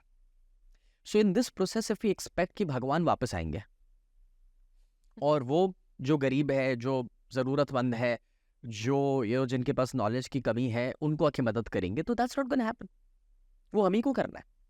राइट नाउ हमारे वहाँ एक इक्वालिटी की कमी है। Rich are getting richer, poor are getting poor, and this is not just about money, even ये नॉलेज के ऊपर भी अप्लाई होता है। हेल्थ के ऊपर भी हेल्थ के ऊपर भी अप्लाई होता है। लेकिन जो हेल्दियर हो रहे हैं एंड वाइस वर्सा, या जो रिचर हो रहे हैं एंड वाइस वर्सा, तो अगर हम स्केल में कहीं ऊपर है थोड़े बहुत भी, तो ये हमारी जिम्मेदारी बनती है कि जो स्केल में नीचे है उन्हें हम नॉलेज दें, इंस्पायर करें और सपोर्ट करें। And that is what giving is all about, कि भाई हमने अगर ग्रोथ किया है तो शायद हमारी स्पीड पे सभी ना कर पाए, और हमने भी तो किसी के सपोर्ट से ही ग्रोथ किया है। हमारी ज़िंदगी में भी कोई इंस्पायर करने वाला था, कोई कोच था, तो हम अगर ग्रोथ करें तो अपने से जो नीचे रह गए ना, उनकी मदद करनी है हमें। सो 2G, growth and giving. Growth and giving, wow. मुझे लगता है कि ये पॉडकास्ट में और चालू रखूं और सवाल पूछूं आपको, बट आई थिंक सिर्फ इतने कम समय में आपने जो ढेर सारा नॉलेज दिया है, मुझे बहुत बहुत बहुत स्नेह मज़ा आया बात करने में। हम वैसे तो जो बात करते हैं, बट यहाँ पर जिस तरह से कम्युनिकेशन हुआ, कॉन्वर्जेशन हुआ, आई think this was really really powerful. मुझे आपको बहुत बड़ा थैंक यू इसीलिए कहना है क्योंकि मैं बहुत हेल्थ की, डाइट, एक्सरसाइज की बात करती हूँ, बट आई थिंक उसके भी ऊपर एक चीज़ है माइंडसेट, ग्रोथ, आपका खुद का कनेक्शन खुद के साथ और नेचर के साथ। ये सब की जो आपने बात की है, I think it is going to help a lot of people. मैं ज़रूर जानना चाहूँगी आपको कैसा लगा, ऑडियंस से जानना चाहूँगी, कमेंट में ज़रूर बताइएगा। Holistic health with Shivangi Desai podcast में आज मुझे लगता है कि पूरा वसूल हुआ है पॉडकास्ट, बिकॉज नहीं आ पाए। So thank you so much. And आपको कैसा लगा, how was your experience? I really enjoyed it. I mean जब शुरू किया था थोड़ा सा परफॉर्मेंस प्रेशर था। रियली आपको होता है कभी? नहीं, but if it is my podcast तो मुझे कुछ सोचना ही नहीं है ना, मगर अभी तो घर पे जाके जवाब देना है ना कि ऐसे जवाब क्यों दिए, इसीलिए थोड़ा सा। डोंट वरी, मैं आपको नहीं डांटूंगी because it was really really fun. बहुत मज़ा आया। आई होप ऑडियंस या लिसनर्स जो भी स्पॉटिफाई पे, गूगल पॉडकास्ट पे, यूट्यूब पर देख रहे हैं, सुन रहे हैं, उनको भी मज़ा आया होगा। थैंक यू स्नेह, होपफुली जल्द ही मिलेंगे। वैसे तो मिलेंगे बट कैमरा के सामने भी जल्द ही मिलेंगे। और ग्रोथ समिट इंडिया 2023 के लिए मैं बहुत एक्साइटेड हूँ। So see you there. Thank you. Thank you. आप ज़रूर कमेंट में बताइएगा आपको ये पॉडकास्ट कैसा लगा। स्पॉटिफाई के ऊपर और एप्पल पॉडकास्ट के ऊपर अगर आप सुन रहे हैं, सबको बताइए holistic health with Shivangi Desai में अगर एक अवेयरनेस बढ़ाना है, स्प्रेड करना है, ज़रूर be a part of it. और ऐसे ही पॉडकास्ट और सुनने के लिए फिट भारत मिशन को यूट्यूब पर सब्सक्राइब करना ना भूलिएगा, बेल बटन को क्लिक करना ना भूलिएगा, बिकॉज अगर हेल्थ है तो सब है, बट उसके लिए अवेयरनेस बढ़ाने के लिए आपका सपोर्ट हमें चाहिए।